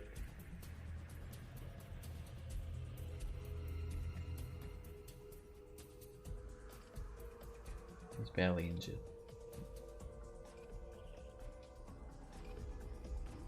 Let's see how much damage his big hit will do. Alright, you've moved out of his reach. He's already had one hand on that greatsword the whole time. He brings it up, and as he brings it up, he places both hands on it, and he takes a massive swing. This greatsword is about 13 feet long. And Holy shield won't do anything. I panic shielded. You're wiped out, Millhouse. Millhouse down. It doesn't like actually cut into you, because if it did, you'd probably sliced in two. But like the flat of the greatsword just collides with your head, and you're hit for 49 slashing damage. You're knocked unconscious and dying. You're allowed crunch. If only my armor was magic. Oof. Wow, that was a good hit. Thank you. Alright. And so I can't tell Sonic to do anything, so he's just going to default dodge. Okay.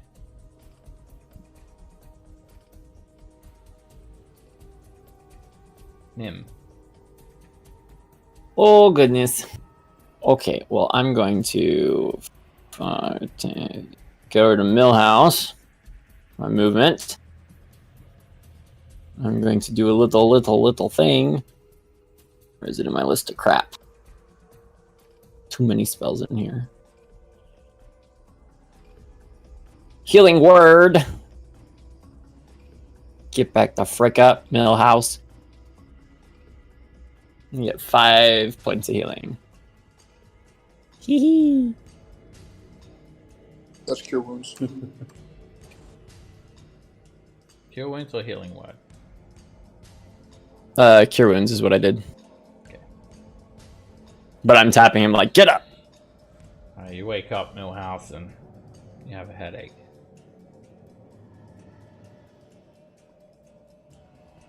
And then I'll use my last 5 feet to scoot back just 1 square.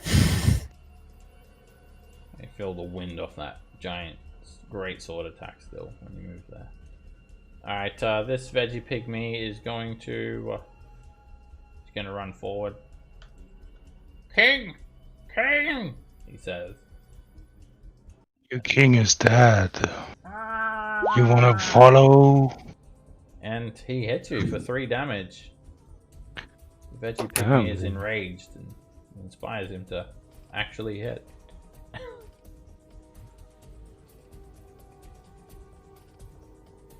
Alright, this other veggie pygmy runs away.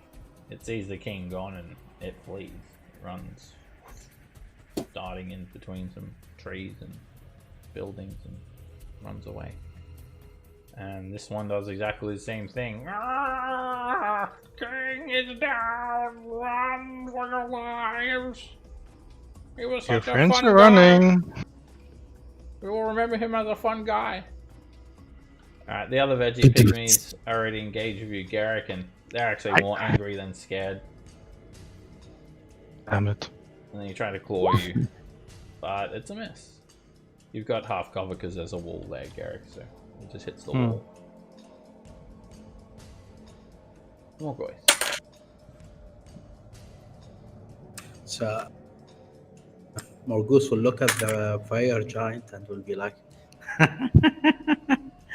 "You're gonna die." He's Will picking his cast nose. Dissonance Whisper at 3rd level. Ooh. Alright, you hit him with a dissonant whispers and he starts to look around. Ew. Oh, King Snare?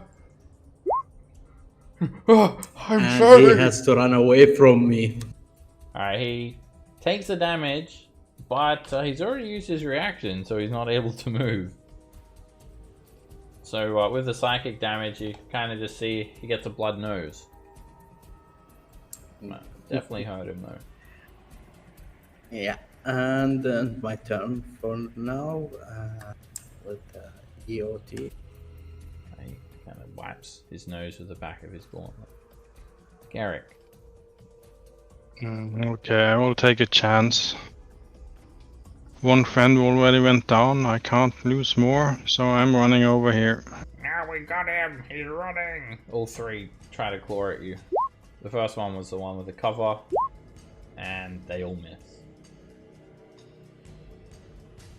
And I'm gonna booming blade this giant. Okay. That's a hit. And I'm gonna use smite. Alrighty, going for a big whammy.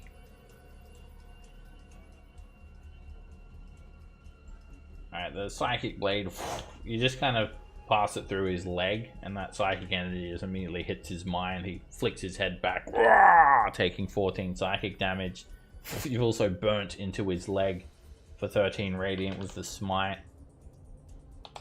And 10, the 4 psychic damage is double. Yeah. No slashing damage though, right? Just the thunder. No, it's 1d8 slashing. I thought you were using Shadow Blade? No, Booming Blade. With a Shadow Blade? Yeah. The Booming Blade doesn't do slashing damage. It does Doesn't? thunder damage. I think. Yeah. Oh, okay. It does like the thunder damage, and then like that 1d8, and then thunderous energy snaps onto the giant, sheathing it with like a low hum, and if it moves, it's going to explode, taking on the 2d8 thunder. Alright, that giant is felt that though. He's looking a bit hurt now, and he's gone from just thinking this is funny to actually looking a little bit angry.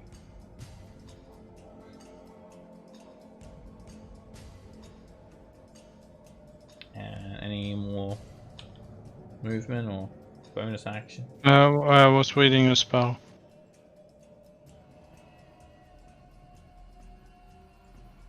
On a hit, the target suffers an attack normal effect, so slashing damage. And it becomes cheated and... Use the Shadow Blade to attack, right? Yeah. Your melee weapon attack with a weapon, which is your Shadow Blade. That's what it did, 2d8 psychic damage. Oh, okay. Yeah. Yeah, you had it in there. Shadow Blade, 2d8 psychic. Yeah. Okay. If you're using a longsword, it would have done the slashing instead. So any movement or bonus action? No, that's it. Right. I mean, that's a lot of damage. Yeah. 30 points of damage from a single attack, so he's definitely... It wasn't a complaint, I was just checking because I wanted to be sure I understood the spell. Okay, I will stand here and mock him. He looks angry. Now try to intimidate him more. Like. I'll end your turn. The fire giant. Oh, sorry. He is angry, and he's gone from like having a bit of a smile on his face to just a mean-looking scowl. You can see his auburn eyebrows. Does he have to run away now because of the spell? No. Oh, no. Okay. He looks really angry though, and what he will do is attack you with his greatsword, Garrick. He brings Hell up no. the greatsword and tries to bring it down. Alright, Sonic is going to jump up and give him disadvantage, and Morgoise is going to cut it. So, as he goes to swing, he's having a lot of trouble. Let's see what happens. An 18. It's a miss. He's hit with psychic energy, and he I take it on my shield. You deflect this massive sword off your shield, and then he just yells out, "Get off of me!" And he'll use his second attack on Mitaru Soniku. Just tries to crush it with his greatsword, and he just flattens it, and it just gets turned into a pancake of metal. Miraho's having a bad time. Orion. I'll move in front of Millhouse here, and I'll recklessly attack with my tail. It's a miss. 22? Oh yeah, recklessly. That hits him. Alright, you actually like cut a hole in his armor with that, and slicing out his leg. At this stage he's bloodied, so he kind of just falls down onto one knee, so you're able to access his head and his chest for any more attacks. And you spin the tail upwards and slash him across the face. It cuts a line of blood down his cheek for 7 damage. Keep it on, we got this. The ground around him kind of shudders with the him falling to his knee. It doesn't do anything mechanically, but it's just for flavor. And then this veggie pygmy is going to run forward. You kill the king! It says to Yazo. Tries to claw at him. Miss.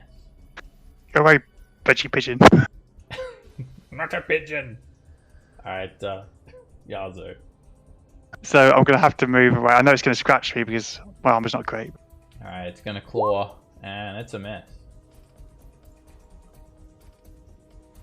I think I can do it from here, actually. I think it's time to put that smile back into a smile. Alright, you hit him with a hideous laughter, and he looks down at you as you tell him this joke. And, huh? Makes a wisdom saving throw. He gets a 16. Okay, I'm gonna move back in and dodge. Can't dodge. That's it. Corin. Oh, I will try again. 16 is a miss. Good thing I have 2 attacks. And 19 hits. Get through his arm. I will definitely smite 2. You draw black on your long sword, and just it's just glowing with this jagged golden flame. At 2nd level. Alrighty. And you plunge it straight into his breastplate, straight into his chest. He screams out as he takes the 26 damage, and you pull it out. Blood sprays out all over the ground, and he kind of lurches forward a little bit more. Okay, that will be it. Millhouse, you can use half your movement speed to stand up. Millhouse will use half his movement speed to stand up. He will then cast Fairy Fire on the giant. Alright, this giant does not look like he has that quicker reaction, but he still notices and tries to get out of the way. And he does. He jumps back, and the Fairy Fire just kind of spills out on the ground in front of him. Oh, that's me. It's taking a Move lot back here. to bring this giant down. Wait, you were knocked unconscious, so you would have been here when you fell unconscious, Millhouse. Ah. The attack happens while you're still in that square. You're still in his reach. Want to try for 2?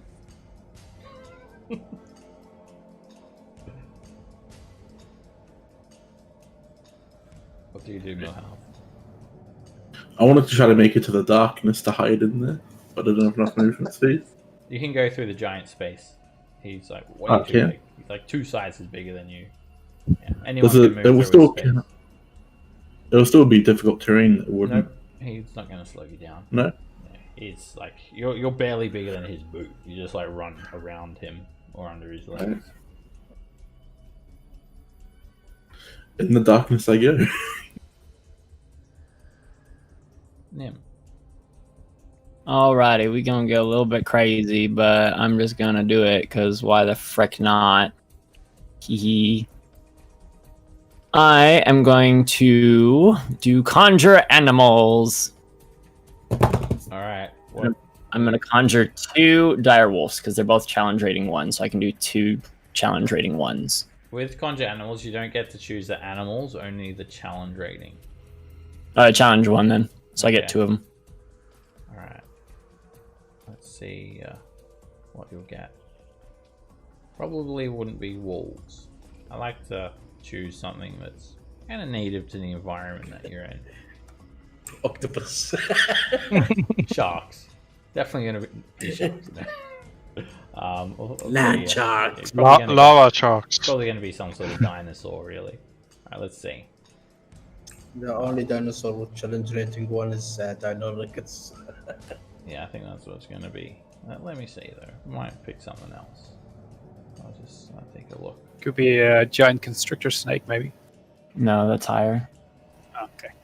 I want to say that's 2 because I can turn into that. All right. I remember in another game we faced a T-Rex and my conjure animal has threw it some goats. Gonna be tigers in the jungle. Damage. 2 tigers will appear. Where do you want to put them? They can do within 60 feet of me, so I'm gonna do 1 here on the top. Okay. And then 1 right beside it, yeah. Alright, I'll give So it's you kind of- their character sheet, and I'll start creating you a folder of summons, basically, and I'll be adding to those as you're summoning creatures. La, la, la. So for now, If you start them farther away in them, they get the pounds. Pretty much. If you start them right beside them, they don't get the pounds attack. You wouldn't know what you're getting until they're summoned. Well, okay. You can roll initiative for them, Nim. You should have control of their character sheet now. His bonus action, I think. Right. The summons initiative. Yeah, to control the tigers as well, it doesn't cost anything, so you basically just control what they do on their turn. And they both go on the same initiative count. I'm just making a folder for summons for you. Summons. There we go. It's underneath your wild shapes list. Sweet, sweet. And they're going on initiative count 20. Fine with that. And then I'm pretty much commanding them just on my turn. So when it hits their turn, they're just straight up only attacking the giant. Yeah. Don't let them when leave. it comes around to their turn, you just control them however you want. That's what I'm just putting, then I don't have to focus on it. And then I am going to scoot back just a little bit, because I don't want to get hit. And then I have to roll up into turn. Alright, Veggie Pygmy is gonna keep on chasing Yazo. Get back here! And tries to claw at you. For the king! Hits you for 4 slashing damage. Hang on a second. Okay. I think I'm gonna uncanny dodge. Okay, you dodge out of the way and take 2 damage. Ah, he's running! Don't let him leave! And the Veggie Pygmy runs in front of you. Ah! And tries to claw at you. Yes. Well, guys. Okay, I look at the giant. Death will hurt. And cast another Dissonant Whisper at 3rd level. Alrighty.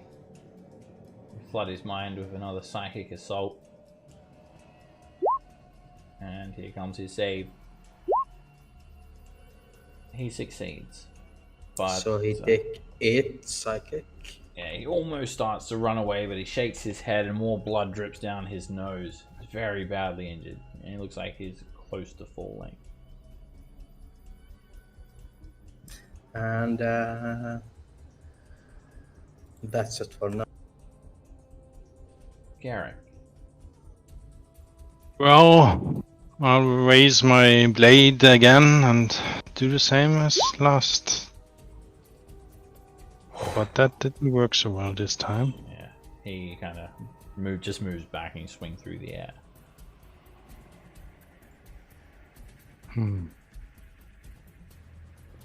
Okay, that's it for me. Oh, you little creatures have made me mad, he calls out, and his voice is just rumbling the surrounding wall. And he's gonna swap his greatsword towards Orion. Hell no. Alright, mock him again or cut him again, and he's like, really, he's got like no confidence left. I'm just trying to do my job, he says. And he still hits. Whoosh, 21. And you take 12 slashing damage, Orion. No.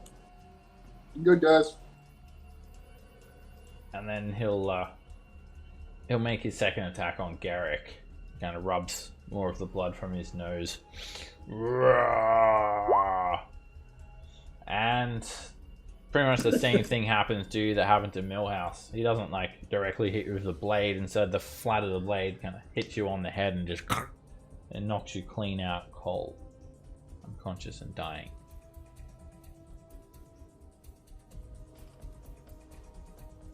And then he's just kind of breathing heavily.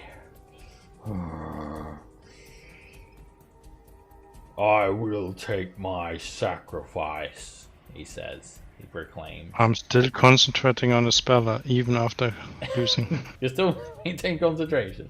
So, he looks like, from what you can tell, you might just try to grab someone and leave now. Orion. I will recklessly attack him with my tail. Alright, he hasn't quite got up yet, and you just spin around and that tail slashes him across the neck. Ah!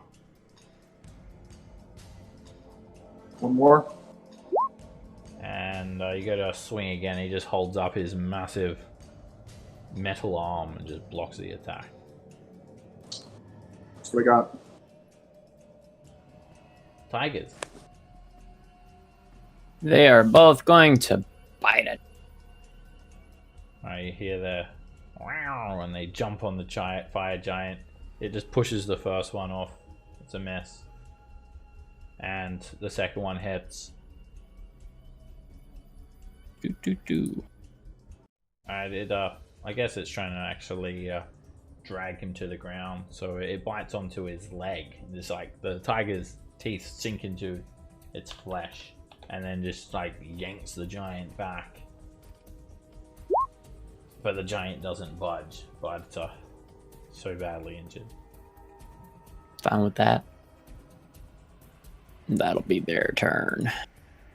Alright, meanwhile Yazo's got all these little veggie pygmies still going for him. For the king! And it's a crit. Oh, It's just of course it is. stabs a thorn into you for 8 slashing damage.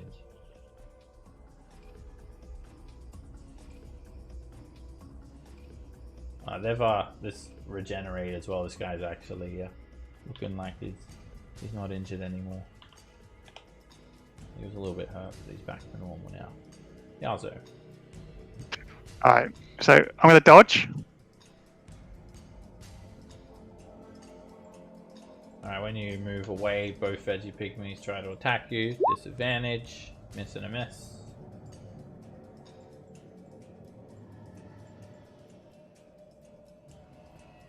And another one. The other one.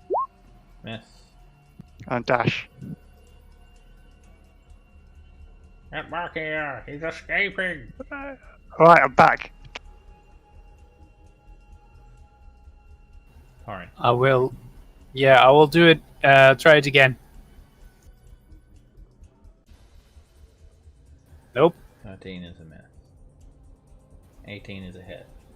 That hits. Cool. And smiting. Again, you just sheath the longsword in radiant energy, and he's like kind of almost prone, this giant. You reel back and just plunge the longsword straight through his neck. The blade bursts out the back of his neck, and his eyes roll back in his head, and then there's just the ground just shudders as the giant You're welcome, guys. falls. That's how it's done. Very nice. Wow. What I could say. There's still 3 veggie pygmies, so we'll stay in initiative for now.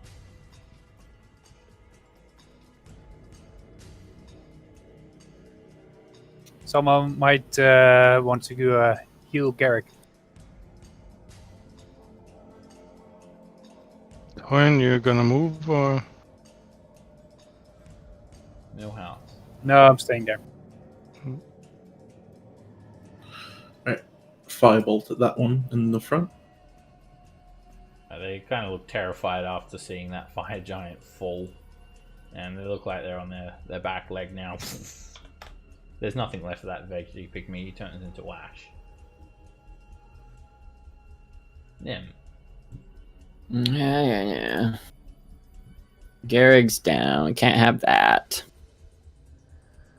oh my friend.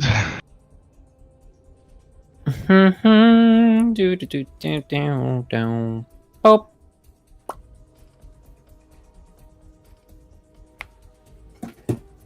Hello, wake up.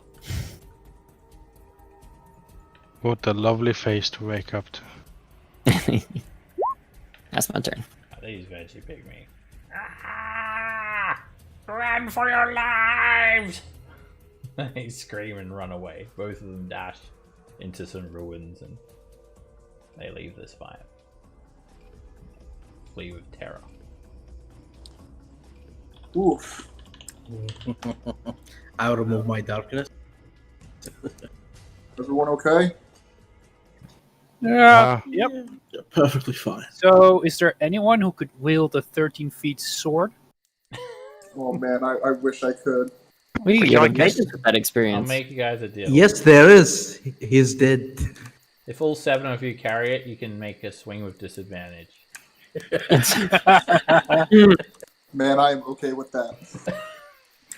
I'm gonna search him for shinies. Maybe the mage hand could swing it around. I think that's in the I description think that's of the Mage point. Hand is That's the point of that's what it does. It specializes in that. can wield giant. Only. All right. Hey, you got to use your spells. This giant, he like literally just seemed to be coming out of the lava, so he's absolutely like glowing red hot. You can see that he does have some sort of pouch. It's like a metal box basically attached to his belt with a chain dangling down. But it's going to be a little while for that to cool down so you can touch it unless someone has some sort of special way to grab things without touching them. I don't think anyone does, so... Can I cool him down with Mage hand. with the ray of I frost? think we've established that Mage Hand is meant for swinging fire giant greatswords and nothing else. It's not its intended use. Can I ray of frost him to cool him down so we can loot him?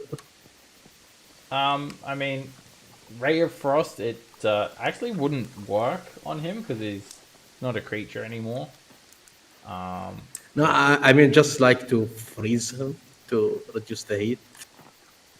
It wouldn't actually work because you have to do it at a creature. So if you try to point your finger and cast a Ray of Frost at just like a corpse, nothing would happen. The spell would fail. It wouldn't. How- Yeah, you can't like attack walls and stuff with it or corpses. I mean, for flavor, You can bring you it back could. to life. Flavor, you could. But Yazo, I mean, apparently he has Mage Hand. You could. Does he? I have fire resistance. I blow at the If you have, giant. if you have fire Put it down. resistance, you wouldn't get hurt by it either. So what you want me to pick up the fiery? Let's let Yazo actually use his Mage Hand for the first time in this campaign. Come on, No, I Dave. don't want to use it. I'm quite happy Doesn't here with the want tiger. to use it. Doesn't want to use it. Okay. He refuses to use his Mage Hand. This is we going to have be the enough only order time you to can cool use it it, down? Yazo. Are you sure you thought this through? Look, I'm basically you're not Buddha. gonna- I've got 2 tigers. You're not going to. This opportunity is not going to come again. Fine, I'll pick up the mage hand with my thing. Pick up the thing, Bobby, with my mage hand. The coins, whatever they are. Alright. Alright, you can open it with the Mage Hand. It's not locked or anything. You just kind of use the Mage Hand to open up this metal box. And yeah, there's a bit of treasure in here. Everyone roll a D100. Woohoo! Looks like Poop. a few little baubles that the giant has collected. He has a gold nugget the size of a dwarf's fist. I'll post all these in the chat. Shiny. He has an obsidian knife, which is size for humanoids. It's not like giant size or anything like that. The junk value is 25 GP for the obsidian. He has 2 gold nuggets the size of a dwarf's fist. So another one. And that's all. But we he wrote. established I got a big fist this time. He also has a number of other random items, like a moldy wheel of cheese. He has it's a pretty big bag. He has like a small rocking chair. He has Moldy cheese I will He take has the a, rocket lava. a wheel off a wagon. And he has a filthy animal hide, or dinosaur hide. This other Did you rob a Cracker Barrel? random stuff. It's amazing all this stuff has lasted while being in the lava.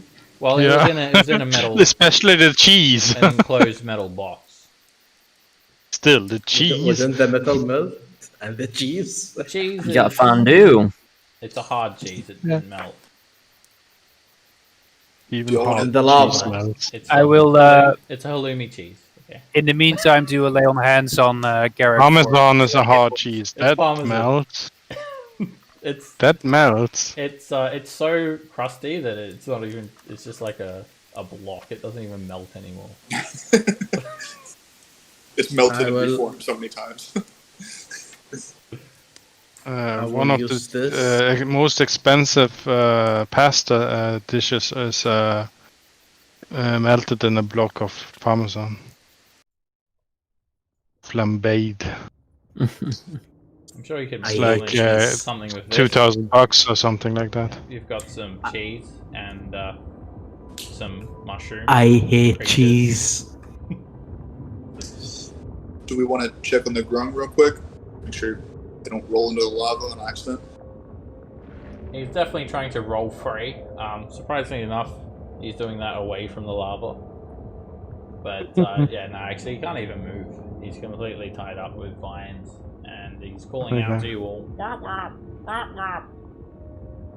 Hey, do you speak What's common? he saying? I'll go to the He says, to Millhouse. Help me! Help me! Help me! Okay. He's asking for help, Oren. What's he want out of our help? Need a Millhouse for 7. Help me! Help me! I'll pull out a knife and cut him free. Ah! Oh. Oh. Yeah. Give you a knife. Alright, you take care not to come in contact with this thing's flesh. They do have poisonous skin. But you cut the vines free, and he jumps up, and he says, Garrett can translate. Thank you! Thank you! Well, he's thanking me and saying you did a okay job, the rest of you. I will push you in the lava. Me I will let you go back down. Imbok! Me son of Yob! Sorry? Me son of Yob! Of the... What's the Yob. orb? The plant thing? No! They liar! They try to beat us! They try to say Gotcha. they Yob! They want to push me in lava! Please! Please help me! My father Sure. very rich! Ooh. He will Yeah. give you many golds if you can get me home. Where's your home? As soon as Morgus hear the translation, her eyes will sparkle. Who's his father? Other side of town. My father. How much? Great chieftain. How much are we speaking about? Many. As much as you want. My father king. Can I insight check him? Sure. Yeah, I kind of don't believe his story. Is he the king of feathers? No, yes. It's a frog. I mean, if they live here, they might know where the soulmonger might be. At the very least, they'd be a good guide. Alright, Ryan. Definitely. You're not sure if he's lying to you. You're just taking it at face value. Couldn't tell if he's lying or not. What's his father's name? Chieftain Yorb, he said. Yorb. Alright, Timbuk, let's make a deal. We want to get you to your tribe, and we need a guide through this place so we don't get in a fight every 20 feet. If you lead us back to your tribe and promise us some help, we'll get you back. Yes, yes. Papa's Zotto Shrine. That's where my father is. Papa's Zotto Shrine. You help me, I take you there. You'll get rich. We all win. It's hot here. Me go down. Hot, hot. He speaks the truth.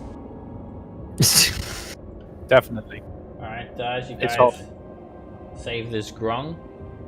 It's still nighttime, and you look out at the darkness of this great city. You can see a bit of a glow from the lava, so I'll reveal a little bit more of the map, and I think we'll wrap it up here for today.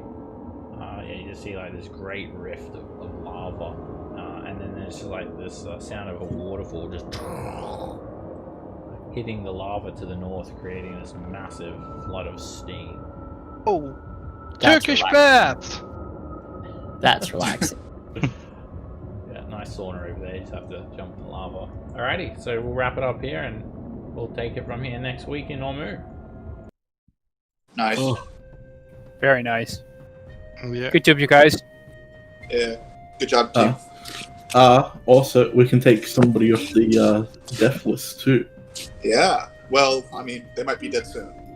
But he's confirmed not dead yet. Yeah, we'll leave that question mark there.